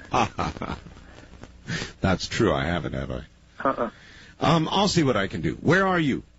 In Nebraska. Nebraska. All right, sir. Thank you. I'll see what I can do. Guy who wrote the art. I like the new Chupa song myself. But I'll see if I can get to that. West of the Rockies, you're on the air. Hi. David, Liberal, California. How you doing? Okay. Right. I wanted to talk about Clinton here. Yes? They got a couple of his buddies now. Yes. Maybe he'll have the guts to step down, face his punishment. No, he has all this stuff following him around. He's at the very least tarnished. The guy shouldn't be president to begin with, having dodged the draft and all. Well, he was elected, and you don't sound very liberal. Well, I am liberal. You are? I believe in individual freedom. I believe in the free market. So do I. Well, I guess that makes you liberal, too. No, it doesn't. I mean, what you have with liberalism here, you have these people who call themselves liberal. Give me an example. All right. Oh, wait. Give me an example of a liberal you admire. Liberal I admire? Yes. Mm-hmm. Myself. I don't really admire any of the people that call themselves liberal. None of people them? that I'd admire. Then why would you want to identify with a word that describes that ideology if you can't name so much as one person you admire who says they're liberal? Well, I mean, you have to look at. You're not a real liberal. You're a fake. You're a fake. Look at people that you're a fake. You're a fake liberal. No, I'm a true liberal. You can't look at people who call themselves liberal. You're that's liberalism. Liberalism is, and if you take a look in a dictionary and look it up, liberalism means everything that these people who call themselves liberal stand against. It means free competition. It means a self-regulating market. Mm-hmm. It means individual freedom. Mm-hmm. It means that you stand against authoritarianism. Mm-hmm. And I stand exactly with that definition of liberalism. All right, thank you. Well, I would say all of those same attributes could and are claimed by conservatives, right? Unless you're the kind of liberal that our president is. Now, our president is a sort of morphin man. In other words, he is whatever he needs to be to get reelected, either elected or re-elected. And they say one of the very poorest spots to be standing in right now is just to the right of the president, because you're going to get run over like a train as the president runs to the right. I just don't know how you beat somebody like Clinton. Whatever it is that Bob Dole gets as a good campaign issue, save perhaps these latest convictions. Bill Clinton says, me too. I mean, he just morphs. I am convinced if he had to do it, he would declare himself a conservative Republican and run that way to get back into the White House. I'm convinced. East of the Rockies, you're on the air. Oh, hello. Hello. Oh, I was afraid that lady would cut me off. There's a lady that comes on my phone. I don't know if it's the phone company or your radios. Well, it's the phone company, and after you've been ringing for a while, you get cut off, right? Yeah. She's probably an ugly lady, not like the MCI girl. No, she's not pretty. I mean, she's like really mean to cut me off like that. But anyway, yeah, there's like that night shift thing you were talking about. Yes. I guess you got a letter. Yes. And well, I'm not working right now, but obviously because I'm home. But I'm still keeping the same hours. I mean, I can't get out of it. I've always been on a night. I can't do days at all. Where are you, pray tell? Kansas City, Missouri. Kansas City. And so normally, 5 nights a week you work all night? Well, like either the 3 to 11 or 11 to 7. It varies. Oh, that's even worse. You know, I mean, I can, or sometimes it's like 16 hours. You know, like in other words, you go from swing shift to graveyard to swing shift. Yeah. Oh. Yeah. That's terrible. So, you know, it's like I don't hardly ever get to do anything in the daytime, but, you know, it's really good at the grocery store. If you go to a 24-hour grocery store, you don't have any crowds. That's right. No, that is an advantage. Would you say on balance, though, there are more advantages or disadvantages to working the hours you work? Actually, I think there's more advantages because it's much more relaxing. You don't have, like, 6 bosses telling you what to do at work. That's right. And the traffic is less. That's right. Everything is less hectic. It's a lot slower. Right again. People have time to think, be creative. Yeah. Oh, it's a much better time. Yeah. I think so. All right, thank you. There's no question about it. This is a better time. On balance, far better. But you can't tell that to daytime people, you know. They say, when do you work? And I say, oh, well, 11 to 4. Those are the hours I've got here on the West Coast. 11 to 4. I go, oh, my God. You must not even have a life. Oh, yes, I do. It's just a different life. That's all. It's not the same as everybody else's, and I wouldn't want it to be.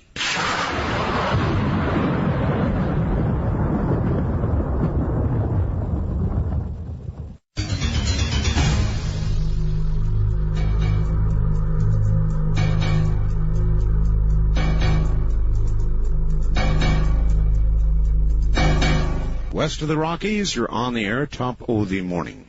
Goodness gracious, Art Bell. Yes, sir. Good morning, sir. Hi. This is Steph from Denver. It's been perhaps a year since I've been able to get through. That's too long. May I express a Coloradoan's opinion on the Colorado Initiative? You sure may. Thank you.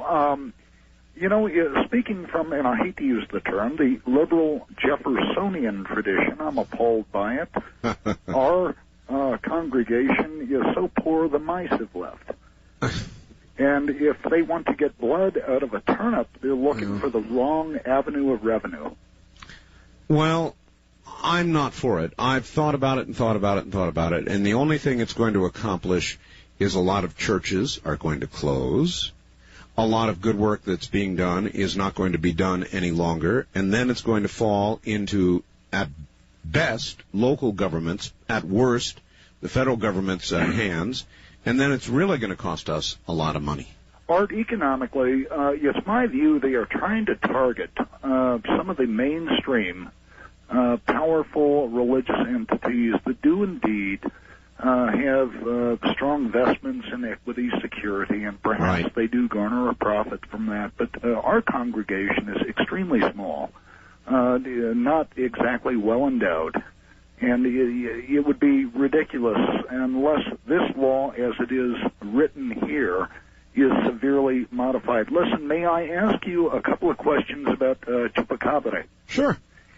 Our local CBS affiliate profiled a guest you had either on your program or Dreamland. I don't remember which. Well, they're both my programs. Well, I understand, sir. The gentleman that is a forensic veterinary pathologist in the Northwest. Yes. And it provided a beautiful biography of this guy.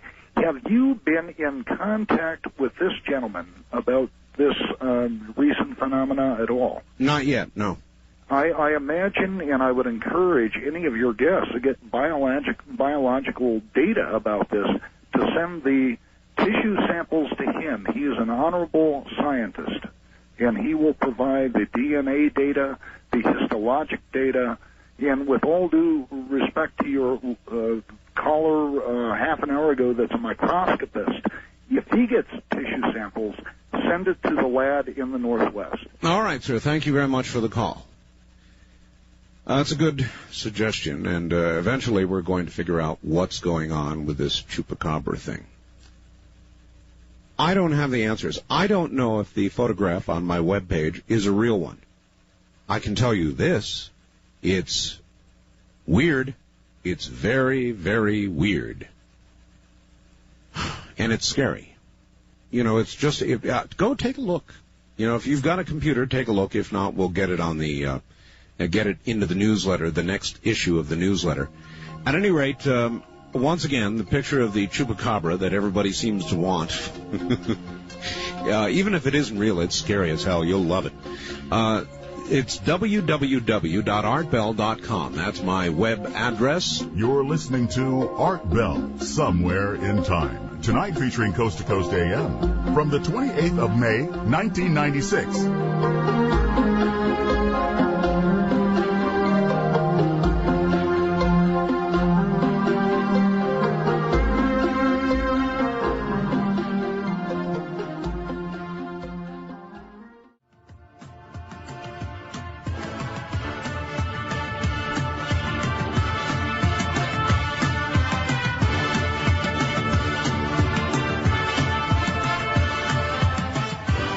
Media Networks presents Art Bell, Somewhere in Time. Tonight featuring Coast to Coast AM from May 28, 1996. Rockin' and rollin' with talk radio all night long, live right here because this radio station cares enough to have it on for you. East of the Rockies, you're on the air. Hello. Good morning, Art. How you doing? Fine. That's good. I called you last week during Dr. Pierce's show. Yes. Yes. And a couple of calls later, a caller called up and referred to me as the Negro from Houston. I recall. And a historical revisionist. I recall very well, yes. Yes. I just wanted to say that there's a book by Mr. James called Stolen Legacy, How Greek Philosophy is Egyptian Philosophy. Yes, sir. And Sheikh Anadab has a book called, he's an anthropologist. I don't know if it counts because he's an African anthropologist, but... well, I can already tell you if that caller was here, he would say it doesn't count, and for exactly that reason. Yeah, I know.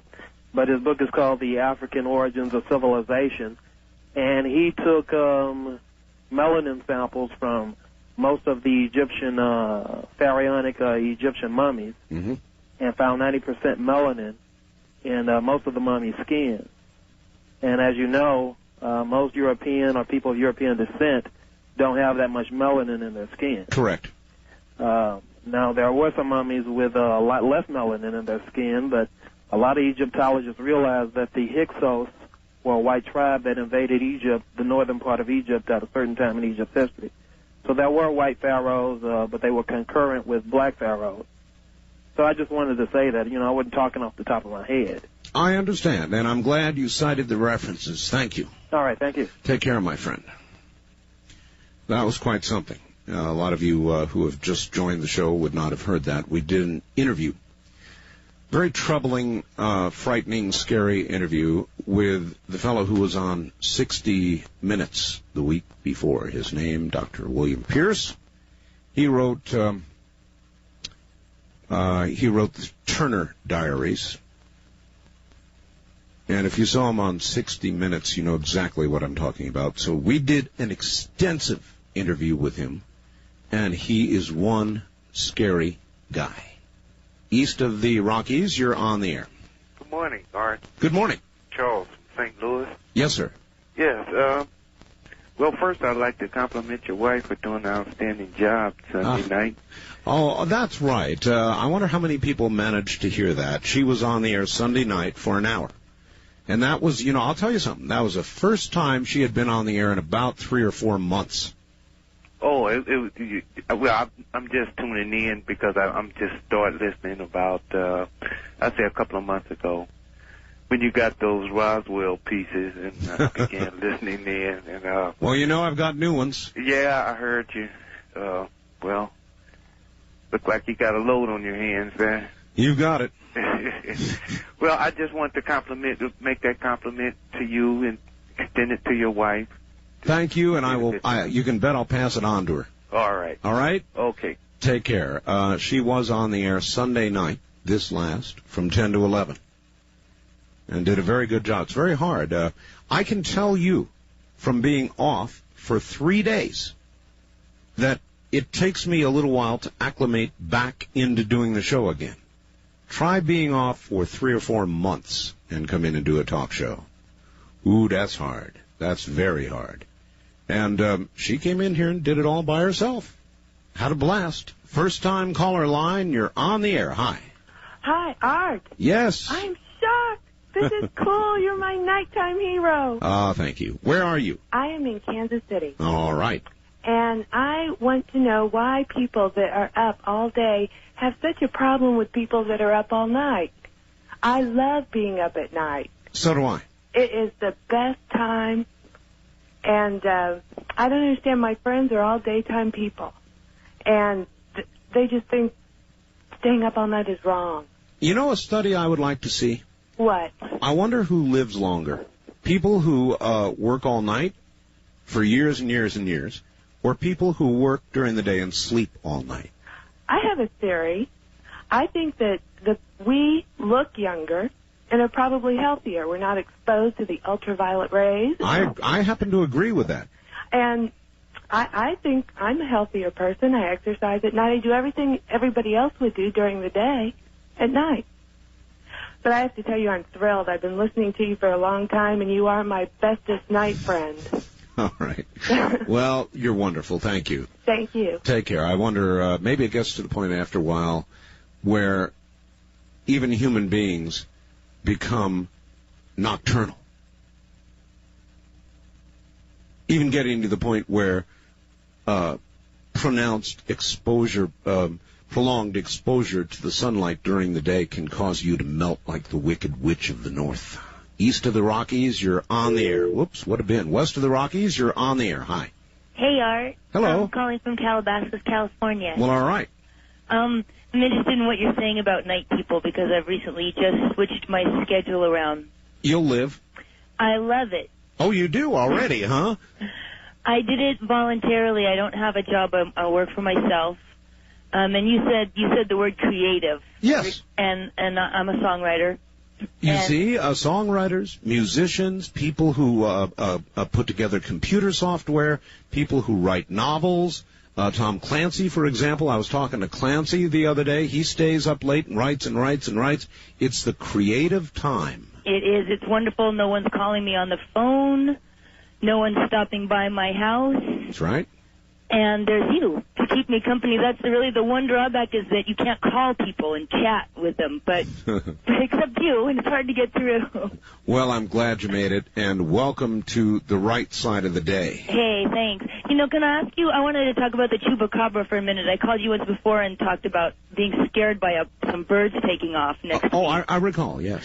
Early on, I thought you had said something about they were finding just the hindquarters of animals. Well, Linda Howe reported on a number of cattle mutilations that ended up like that. But with regard to the Chupacabra, no, they find bite marks on the neck and all the blood. And the neck alone. Yep. So if I got one, those collars that you can get for fighting dogs that are like 3 inches wide with spikes on them? Yes. If I wore one of those and put one on my little dog, you think I'd be all right? No. I think if Chupacabra wants you, it will have you. And all that is within you. Hey, thanks for the great show, Art. See you later. All right. Bye. I don't know. For some reason, Chupacabra has caught everybody's attention. That's almost worth asking about. I mean, I'm not saying it's not real, but it might not be. Something is out there. Something is doing all of this. And yet there is an intense interest in this creature. Why do you suppose that is? Why do we so like our monsters?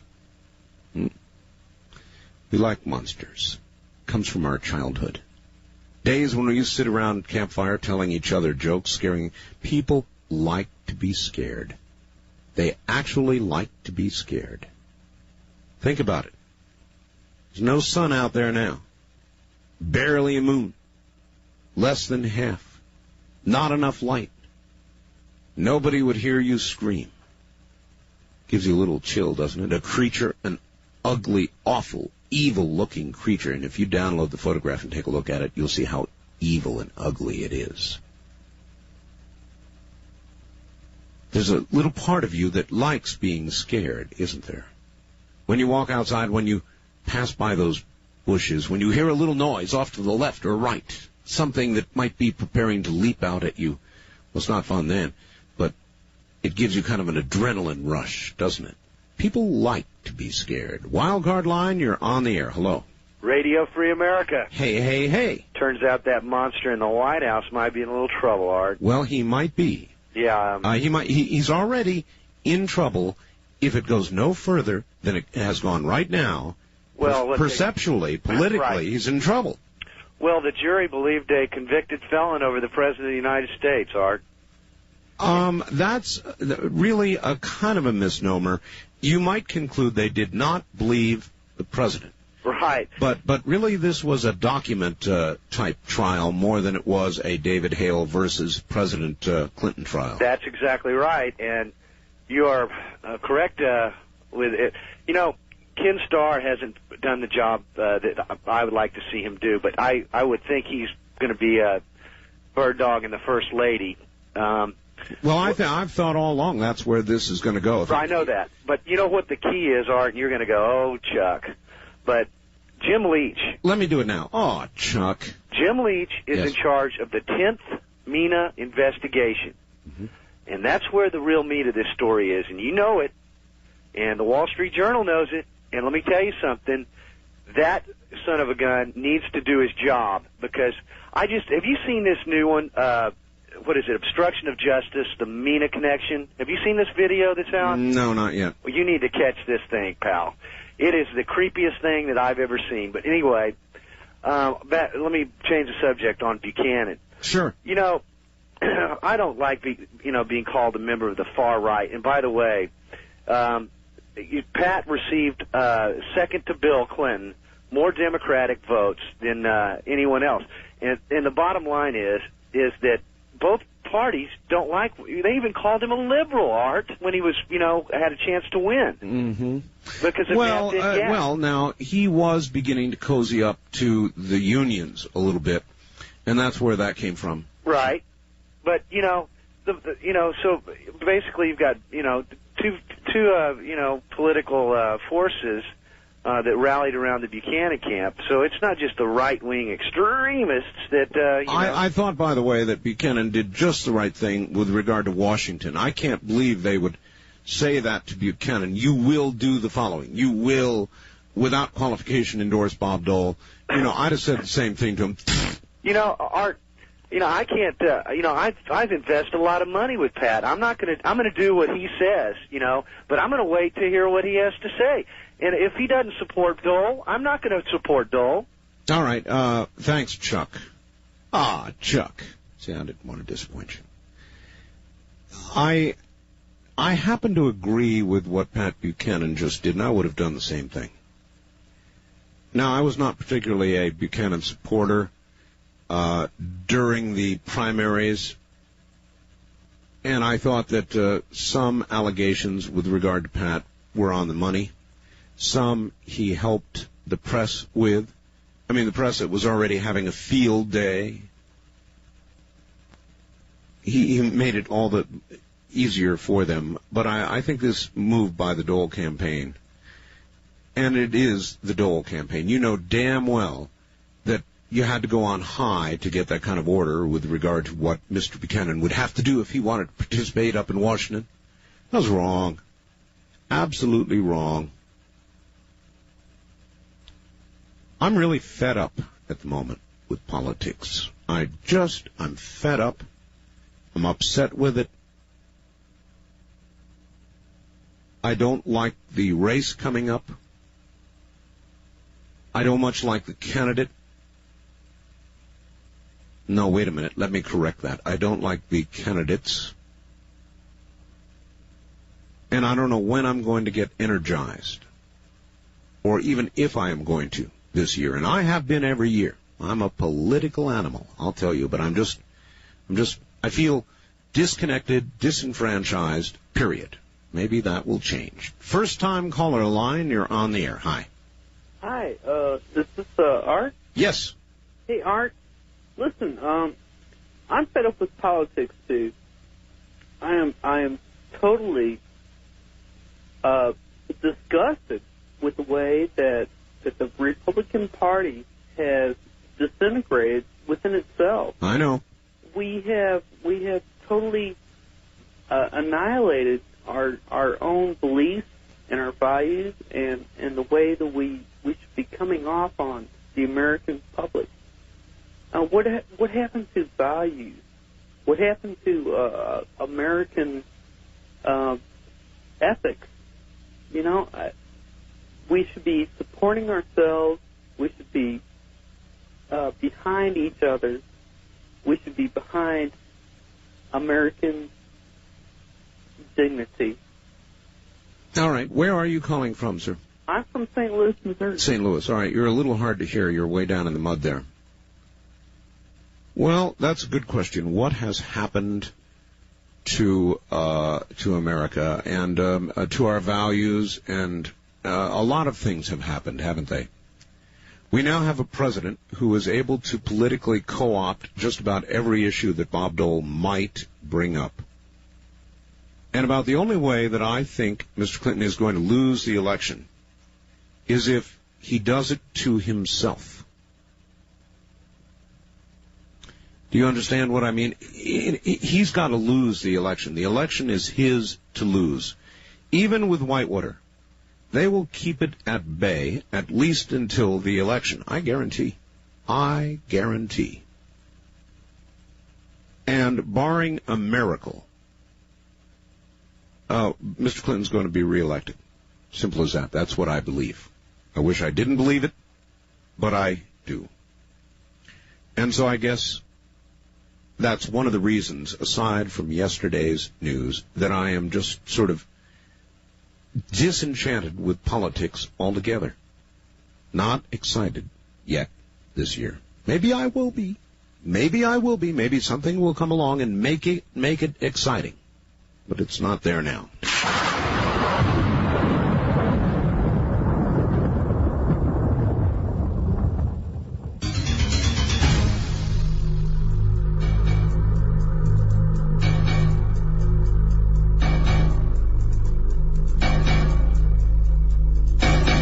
East of the Rockies, you're on the air. Hi, Art. Sheldon from Fond du Lac, Wisconsin. Yes, sir. It's augmentatively becoming more harder to get through to you. More harder? Yeah. Have you ever, I don't know if you've ever heard of this. I don't think you've mentioned it since you used to run your Area 2000 show. Oh, long time ago. Yeah, that's you must have lived in Las Vegas. Yeah, how'd you know?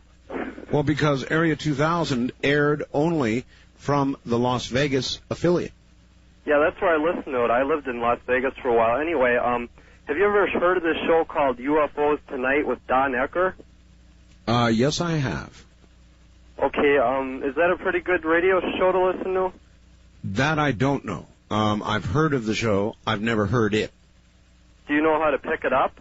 No idea at all. Okay, I'll give you it. It's SATCOM C3 Charlie 3, transponder 23, audio frequency 7.235. Where is it aired, though, commercially? You have to have a satellite dish to pick it up. Also, it's not on commercial broadcast. Correct. Oh, okay. It's on Saturday night, 9 to 11 Pacific time. I see. So I just wanted to bring that up to your audience, so they might want to check it out. Promoting somebody else's program? Well, you said you were the only national weekly radio talk show devoted to the subject of UFOs. This is another one. No, I didn't. There's Laura Lee up in Seattle. She's on every week talking about this kind of material. There are several others. I never claimed to be the only one. We are simply the biggest one by a long shot. Well, I misinterpreted you. I'm sorry. We'll see you later. West of the Rockies, you're on the air. Hello. Yeah, Art? Yes, that's me. Yeah, you were just talking about people who work nights? A little bit, yes. Where are you? I'm in Idaho City. Idaho City. Mm-hmm. All right. And I'm a respiratory therapist, and I work nights for about 5 years. I'm sorry, what kind of therapist? Respiratory. Respiratory, all right. Uh-huh. Well, people need to breathe at night, too, don't they?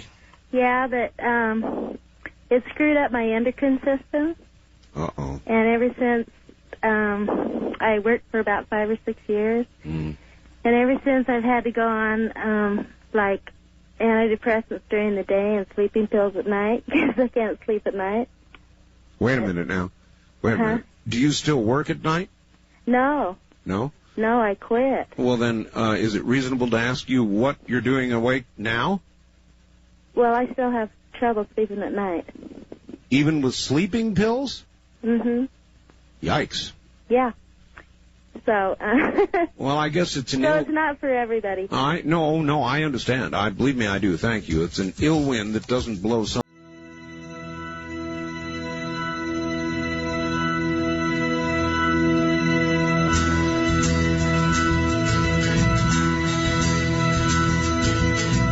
Somewhere in Time with Art Bell.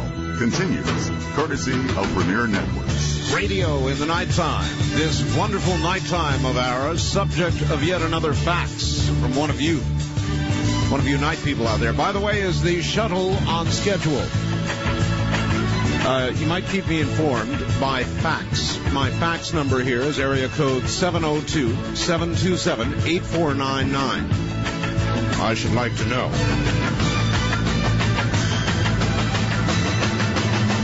Because if they are on schedule, I've got to let everybody know about 3:30 or so to get outside and take a look.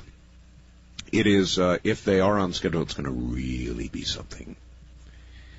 Hi, Art. I wonder how many night people out there have been subjected to the usual insulting comments that I have. I'm perplexed by the fact that day people are so obsessed with the hours that night people keep. Frankly, I'm not the least bit interested in their sleeping patterns, and yet their interest in mine seems to border on defensiveness to the extent that they resort to name-calling. I have been called unsocial, stuck-up, vampire, hermit, lazy, because I sleep during the day, recluse, werewolf, and the list goes on. And then there's the classic day person question. What can you possibly do at night? To me, this question is asinine and intrusive. I refuse to justify my lifestyle to these people, so I don't.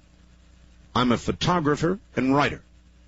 And as you are, I've always found the night hours to be the most creative and introspective time. And I enjoy the peace, the quiet. I'm convinced that day people feed on chaos and feel guilty about this fact. Hence their reaction to us.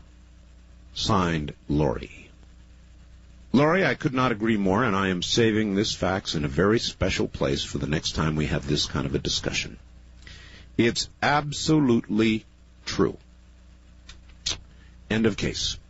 All right, I am now going to do something I don't do very frequently. Aside from the Chupa song, there was one other that was sent to me, I don't know, it was a couple of months ago, and I played it once or twice, and I've had a million faxes, a request tonight, and then several more faxes, so here it is. It's also for my friends in Nashville. It's really for everybody. I think you'll enjoy this. I got a big laugh out of it when I got it. Listen to the words very, very carefully. Here we go.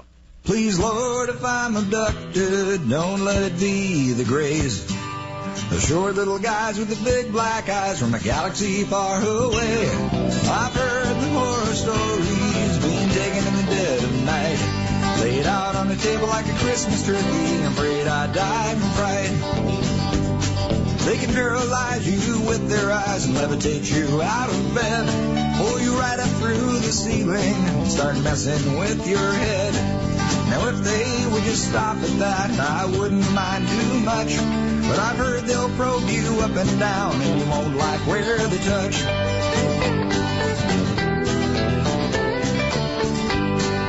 Witnesses say they're a humorless bunch, and by that I'm quite surprised, because they watch all the reruns of I Love Lucy and the best of Saturday Night Live. I don't want to be a live experiment for the children in a place unknown, because they'll splice your genes and make grotesque things. Leave my tadpole guys alone. Please, Lord, if I'm abducted, don't let it be the Greys. The short little guys with the big black eyes from the galaxy far away. I've heard the horror stories being taken in the dead of night.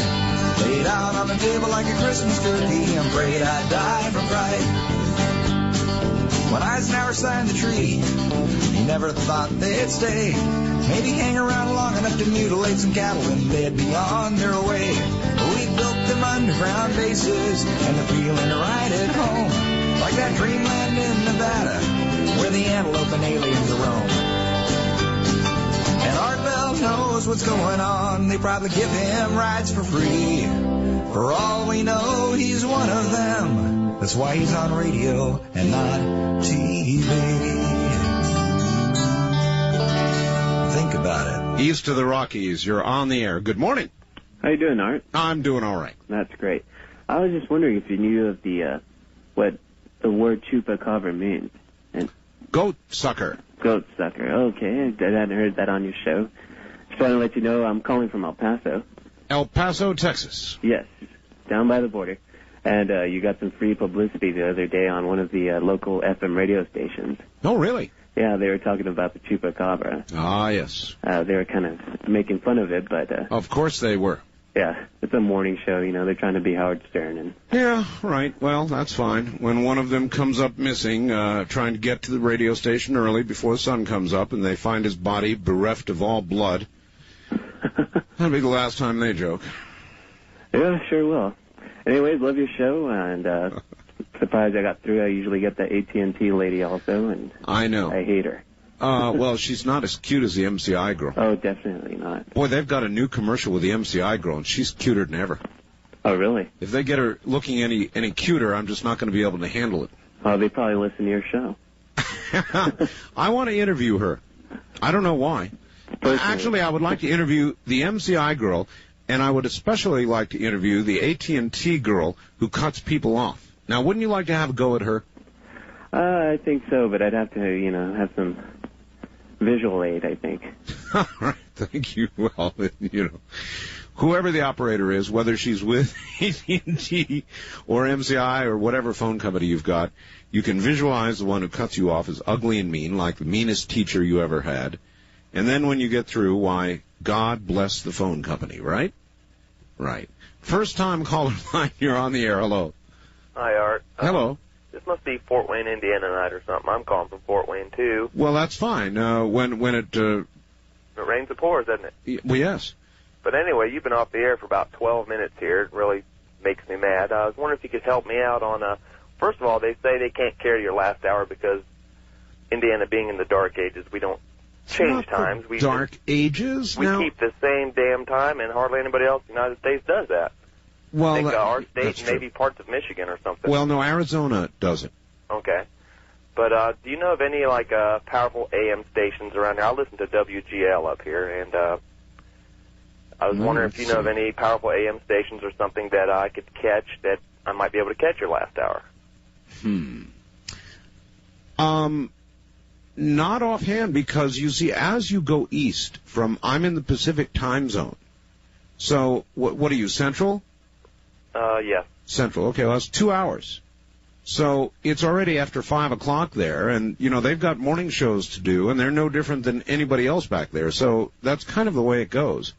Do you have a satellite dish? I do have a digital dish. Digital, huh? Well, there'll be some news coming on that soon, but I can't give it out right now. So for now, there is no hope. Okay. Oh, well.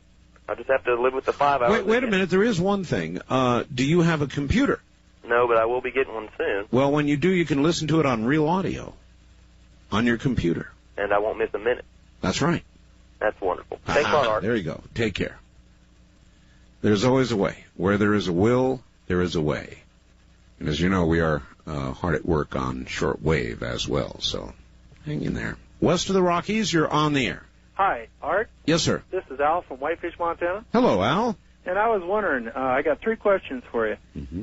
Do you believe in Chupacabra? Number 1. Well, I believe something is out there in answer to your question. I don't know if it is the creature that we have a photograph of, supposedly. I don't know if I saw the picture. Yeah, I think there's something out there, yes. Okay, and number 2, do most of the attacks happen at night? Yes. Yes, mostly at night? Yes. And the third question is, I live in Montana. You said that they had reports of it in Oregon. I was wondering if you know anything about anything in Montana. Not yet, but if you're desperate for something, I know a lot of truckers, and if we can catch one, I'm sure we could get one up there for you. And one other thing, how big are those? I couldn't tell by the picture the size of how big this thing would be. Well, they are reputed to be about 4 feet tall. About 4 foot. When they're on their hind legs, about 4 feet tall, and yeah. Do they have wings, or I couldn't tell? I could see the hands sticking out, but I couldn't tell. They're supposed to have wings. The people that have eyewitness reports have talked about wings. Well, that's something amazing. We've been closing our windows around here lately after we heard that it was in Oregon. Really? Yeah. All right, my friend. Thank you. Thank you. I don't know. Something's out there. Something's doing this. Chupacabra? I don't know.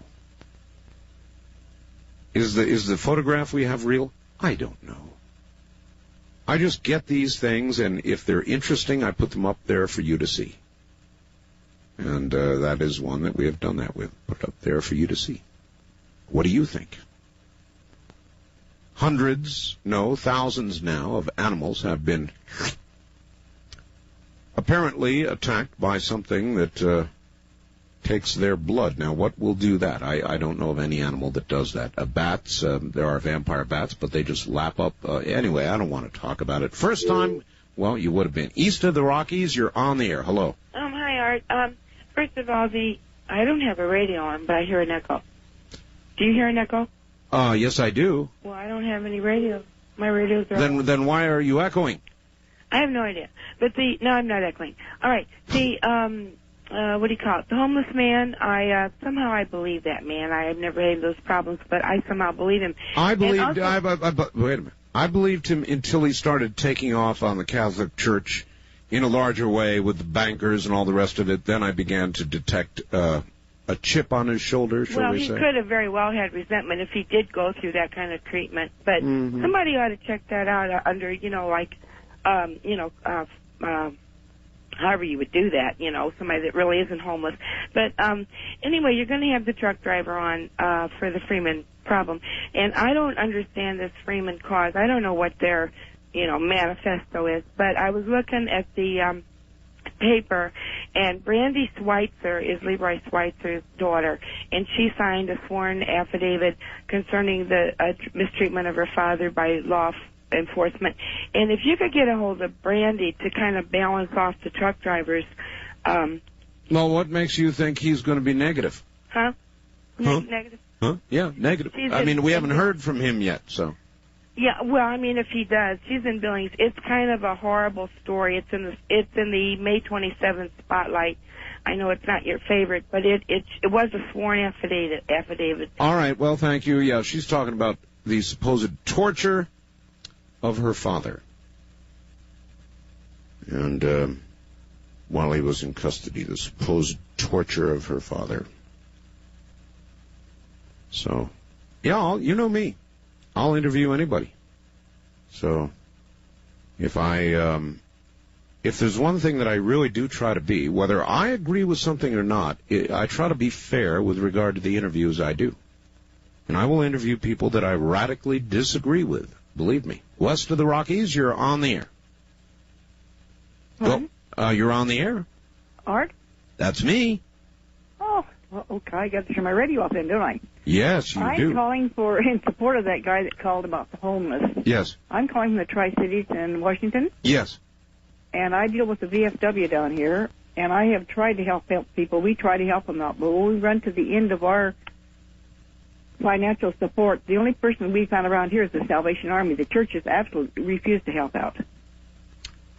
Does the Salvation Army help? Yes, they do help out. If they can, they do help out. They are tax exempt. Yeah, but the churches around here, no, unless you are a member of the church or have an affiliation with the church, they have always got excuses. They just don't want to help. Well, there are, yes, it can't be endless, and there are a lot of churches that help their own. It's true. That's right, Not all churches endlessly help everybody and put on food for everybody to eat who needs it. They can't do it. Well, I just... But if we tax their buildings, then there's going to be even less of it. Do you want to tax the Salvation Army? No, I don't believe in taxing them, and I just think there's times when they could help, and they just won't unless you belong to the religion. That's what I'm saying. Mm-hmm. Well, I'm sure some of that is absolutely correct, yes. Okay, well, thank you, Art. Take care. But it's still helping out, isn't it? Doesn't mean that anybody off the street can just come in and demand help and get it. I know that. But, before you make this move with regard to removing a church's tax-exempt status, ask yourself if the government is going to be able to pick up the slack. What do you think? And if they do, how much is that going to cost us? These are things you need to ask yourself.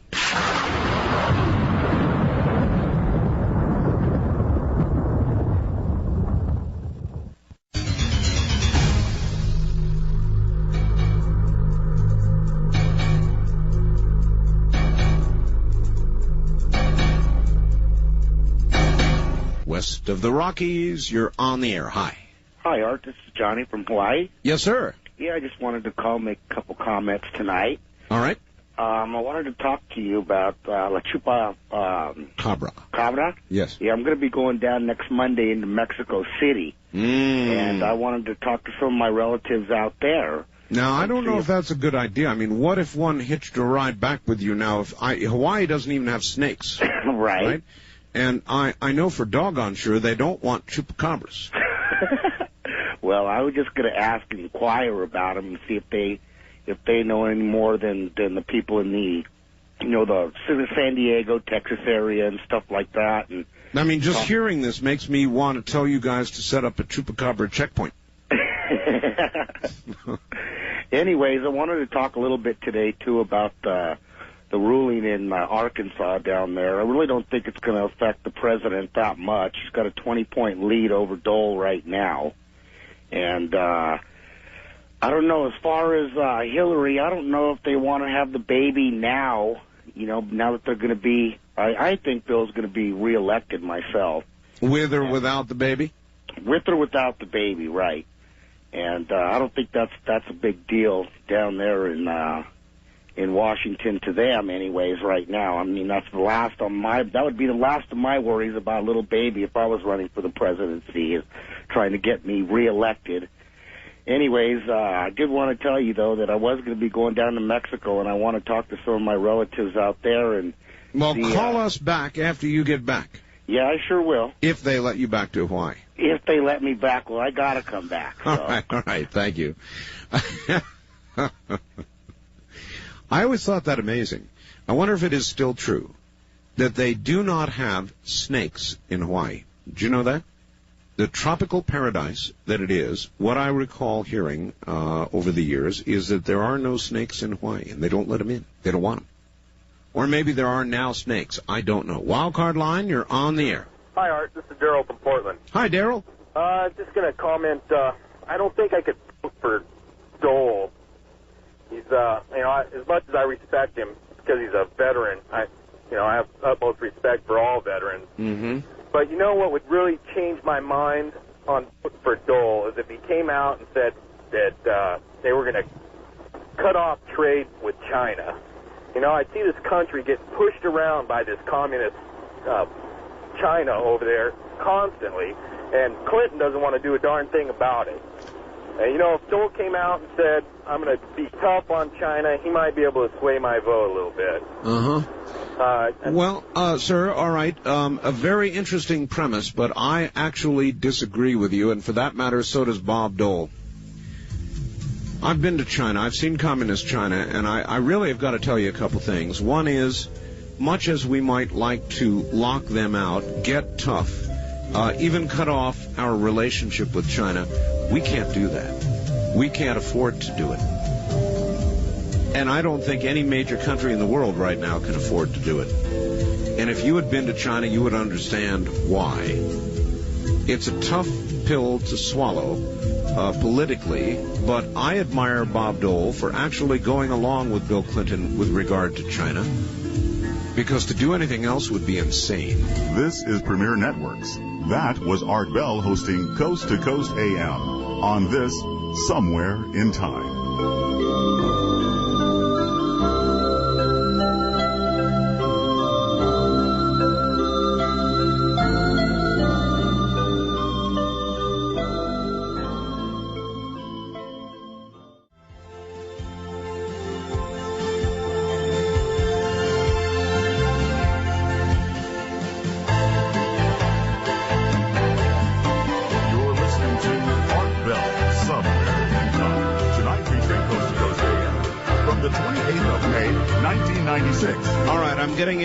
That the shuttle has begun to deorbit.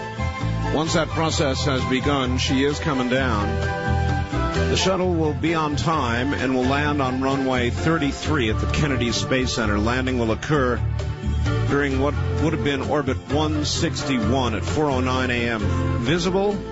It should be visible. This really is going to be something to see. So if you're in Northern California, Central Nevada, Utah, Colorado, New Mexico, Oklahoma, the Texas Panhandle, or Mississippi, You're going to want to go outside any minute now.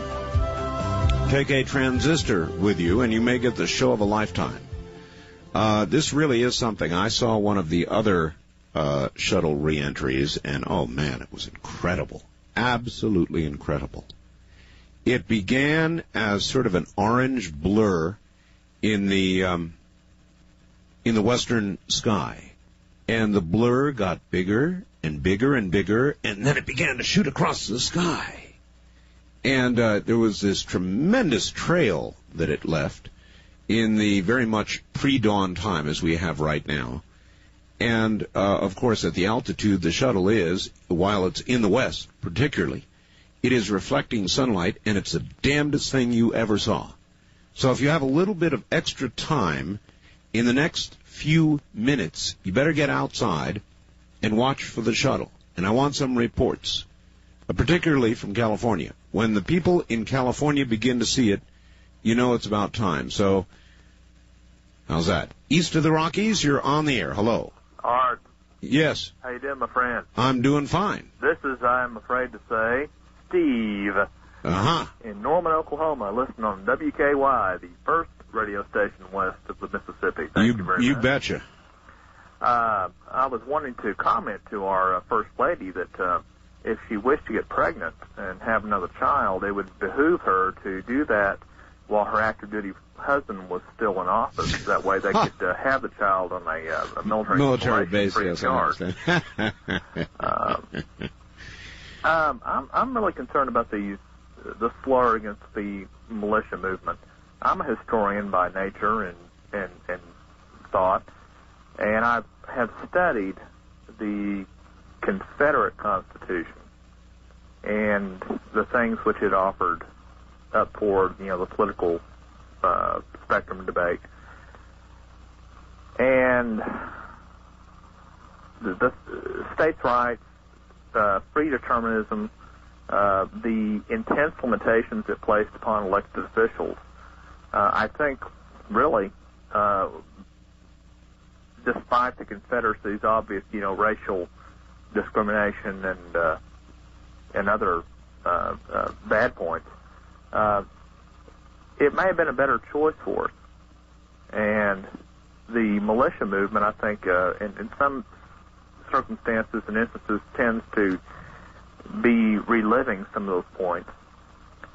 And it disturbs me to see the media collectively kind of paint the broad brush of white separatist,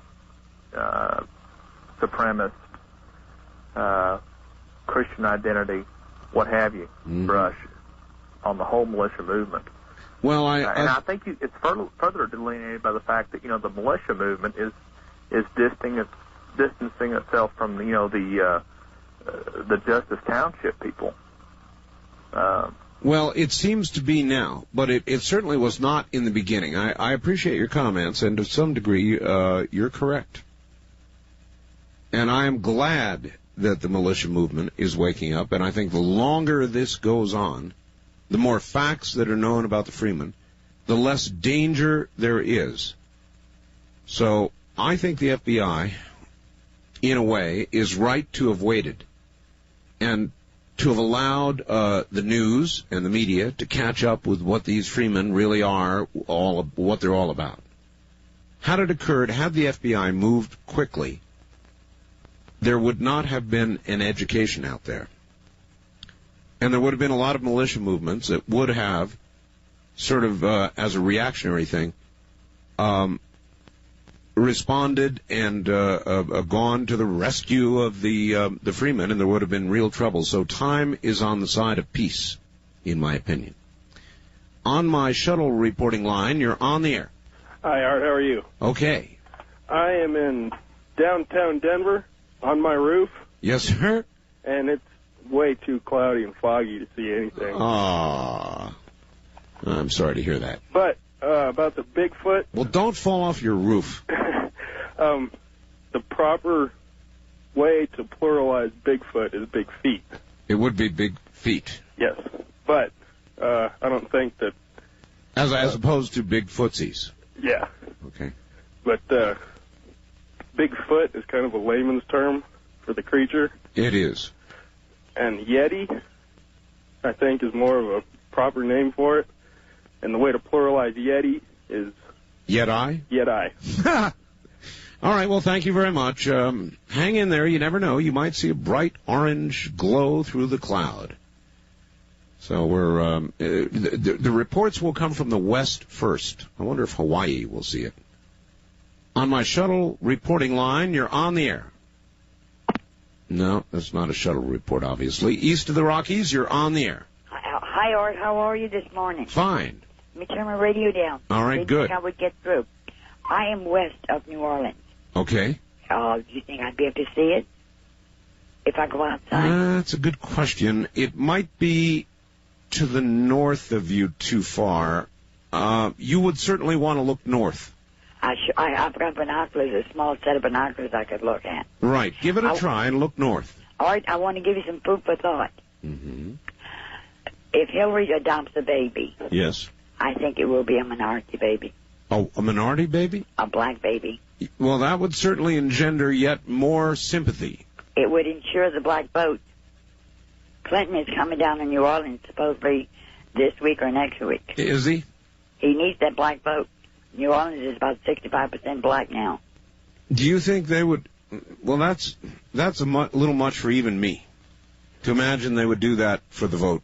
I don't put anything past him Yeah, well, maybe not. for the vote. Well, we'll see. Okay. All right, thank you, dear. I want to concentrate on my shuttle line here. West of the Rockies, you're on the air. Hello. Hi, Art. This is Lance in Klamath Falls, Oregon. Yes. Yeah, I was outside checking out the southern horizon to see if I could see anything about the space shuttle, but I don't see anything up there. Nothing, huh? No, we got a clear sky. It's a beautiful evening. It's a little crispy, but... Well, don't give up. No, I'll be outside. I sent you an article out of the Oregonian last Friday. I know you got a lot of mail and everything, but they talked a little bit about the Chupacabra. Yes. And what they basically said was that it's 90% hype. You know, it's down in Mexico and everything, because the article said that the doctors that examined the mutilated animals down there said that there was blood in the system, and they believe that it was a pack of wild dogs. Yeah, I know. I saw that story, too. Yeah. But I don't believe it. Yeah. And because we've talked to too many pathologists through Linda Howe who have documented what this thing has done. And it's not dogs.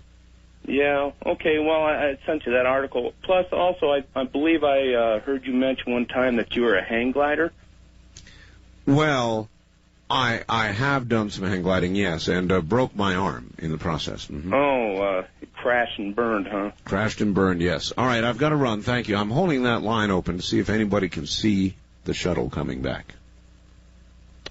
So please, my West of the Rockies line, shuttle reports only at 1-800-618-8255. On my shuttle line, you're on the air. Hello. No, see, it's not a shuttle report. First-time caller line, you're on the air. Yeah, hi, Art. Hello. This is first-time caller. This is Kevin in KABC in Los Angeles. Hi, Kevin. And, first time I've ever called a talk radio program, and I've been listening to you since last year, about last September. That'll be about when we came on. That's right, and you were replaced by someone who was on the air here in Los Angeles for some time, but he was replaced, and I found you, since that time, your show to be fascinating. I've heard you talk a great deal about what you refer to as the quickening. Yes. And I've wondered that what led you to believe that somehow that we are somehow experiencing somehow, I guess, what you would refer to somehow as an end of, I guess, you know, really what I think you could only characterize as what we consider to be civilization, or, you know, that which we really can understand. And if so... Well, for one thing, I'm not sure it's an end. I know that events are quickening. I don't pretend to know what it's going to lead to. I think a change, not the end. Things will go on, man will go on. But there's going to be a big change. There's going to be a big disruption. That's what I believe. Do you think this in any way coincides with what a lot of Christians have thought about the coming of the Lord or the rapture or the end of the world, or if it somehow relates to it. It's just a curiosity with me as a Christian, something that's fascinated me. It could be that. It could be that. But as an article of faith, I don't necessarily believe that. It could be, that could be what it's leading to. I don't know. But I'd ask you in closing, what do you think that I'm 32 years old and you're a lot older than I. What do you think has led us to where we are now? And if so, is there anything we can do to change it? Or are we somehow destined to be participants in this one way or the other? It's a really good question. Thank you very much. I think that we are destined to be participants in it, to experience it. And I think that we have passed the point of no return. I don't mean to sound negative, but I think that it's past the point of no return. I think what is coming is going to occur. I'm not a prophet. I don't know what it's going to be. I don't know what form it's going to take. I just believe that it is going to occur. On my shuttle line, you're on the air. Hello. Yeah, it's the shuttle. It's flying right over Sacramento right now. It is? Yeah, I'm on Interstate 80 heading towards Sacramento, coming down out of the mountain. No kidding. What are you seeing? It is beautiful. Is it? It's got a tail on it that's got to be, miles and miles long.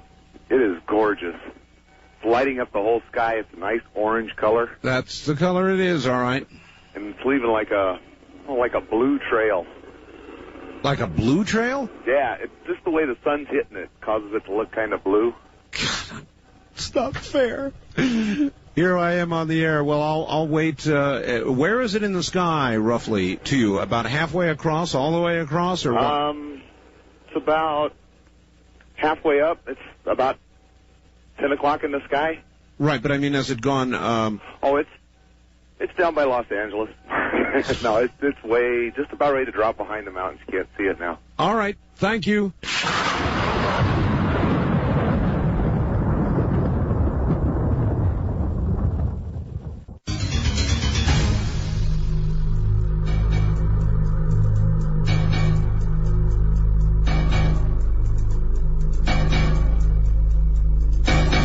East of the Rockies, you're on the air. Good morning. Well, I bet you got to see it. That's great. I just heard you on the air. I had to pick just the right moment, to run out. Mm-hmm. Yes, I saw it. Yeah, is Gordon Michael Scallion coming back on? And have you had any more information about another debate with Mitchell and Hoagland? Well, we're going to be doing another one. Gordon Michael will eventually come on. He sent me a fax here a week and a half ago, which I read on the air. Did you hear that? Yeah, I heard parts of it. Okay, well then you know what the story is there. With regard to another Hoagland-Mitchell debate, yes, that's in the cards, and I'll let you know when. First-time caller line, you're on the air. Hi, Art. Hello. Hey, I tell you what, I got a Chupacabra story for you. Yes? I was in Miami 2 weeks ago. I'm calling from Las Vegas, and I just looked out and I missed the shuttle. And the cab driver was taking me to the airport, and he was telling me about this thing that attacked an animal at the Miami Zoo. I go, oh, the Chupacabra. He looked at me. Yeah. He was, I think he was Cuban. He was amazed that I even knew about it. So I don't know if you've had any reports from Miami about that at the zoo where an animal had all its blood sucked out. No, that's a new one. Yeah. That's a new one, so that's not good news. No, it's not. And also, I know you're into computers a lot. You need to check out Microsoft's new Internet Explorer 3.0. Oh, yes. What do you think? Oh, I like it. I downloaded it today. I have not yet been on their network, but I hear it's pretty hot stuff. It is, and they also have a new feature which is called, let me see here. It's called the Net Meeting. Yes. It allows you to chat, talk voice, draw on a whiteboard with other people in a conference over the Internet, and also control your own applications on your computer. Oh, that's kind of cool. Of course, I've been doing something like that for some time, and have been involved in quite a few chat rooms. Wildcard line, you're on the air. KTMS, Redding, California. Good morning. Now, does the space shuttle, does it go as fast as a falling star, or is it slower than that? Does it what? Like when it goes across the sky, is it like a meteorite, a falling star, or does it go slower? To the eye, I think slower. And it goes across the sky, not obviously down. There are some shooting stars that appear to go horizontal, but this goes very horizontal. Either I saw the shuttle or an incredible, incredible falling star. Well, I think you probably saw the shuttle. I know, that was really cool. I'm freezing, though. Well, it was worth it, though, wasn't it? Yeah, that was neat. Hey, you know, I heard Mona on the radio. Oh, you did? Uh-huh, it was really neat. You know why? Because I don't think my radio station regularly carries that show. Oh? They always put some other people on, or some, I don't know, that's on. I was just about to tune in Bill Wattenberg, and I said, I know that voice.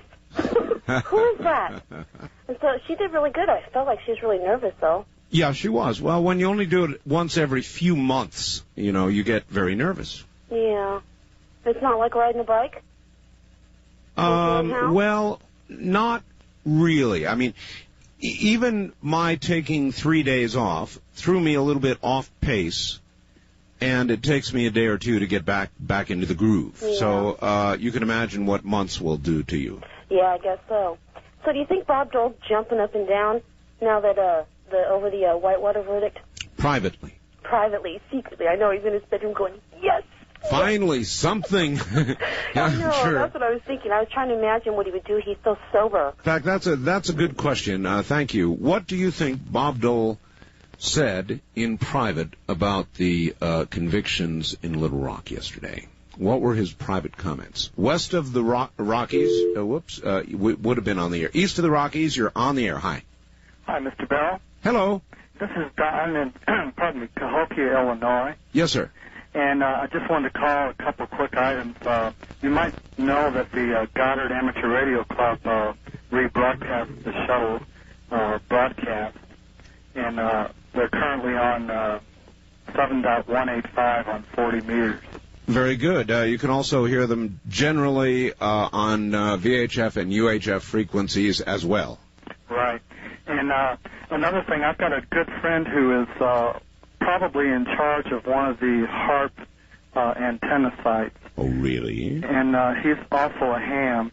I don't want to obviously mention any call signs or any names, but I'll probably be writing to him and see if I can get some information from him. And if I learn anything, I've got your fax number. I'll send you a fax on it. By all means, please do. Thank you. One of the most ludicrous things I've heard in a long time is that one of the HARP officials recently defended the HARP project by suggesting that amateur radio operators put a very great deal more radiation into the atmosphere every day than the HARP project does. Well, of course, that is specifically true, but they do not focus that energy on a specific point of the ionosphere with the intent of actually burning a hole in it. It is a very broad spectrum signal that reflects from the ionosphere and not even close to what HARP plans to do. West of the Rockies, you're on the air. Hello. Good morning, Art. Good morning to you. I want you to know that I took your advice. I don't know why, but I woke up. I didn't set the alarm. I woke up and I saw it was about 20 minutes to 4, and you were talking about it. It had started re-entry. I'm so excited because I got to see it. Wasn't that cool? It was so fabulous. I went out. Where are you? I'm in Fremont, California, which is between San Francisco and San Jose on the East Bay side. Right. Anyway, so I went out on my back porch because we're on a two-story home, and looking out on the porch, and it's very cloudy out there. But to the north of us, there were no clouds. So anyway, I'm out there, and I'm watching, and I thought I saw it, and I called my husband, and he comes running out from the bedroom, and he said, no, he said, that's just the stars. It's the clouds that are moving. So we stood there, and we kept looking, and we were looking kind of like in different directions because we really didn't know exactly which way it would be coming. Right. So all of a sudden, he said, there it is. And I looked, and I said, you had said it was going to look like an orange ball, and then it would get brighter. And it didn't really look what I would say orange. It was bright and shiny. But it was like it was coming right towards us. And it was so low. It was so incredible. And it wasn't really fast, but it wasn't really slow. It moved rapid. And what was so fascinating, too, it left one of those trails. And after it got out of sight, you could just look up there in the sky and see this big white trail that it left, like somebody took a white marker. Listen, and dear, just drew it. I'm glad you saw it. It's incredible. I'm glad I got the word out to you. I have got to go. The show is over. You get the honor. Say it. Good night, America. From the high desert, good night, America.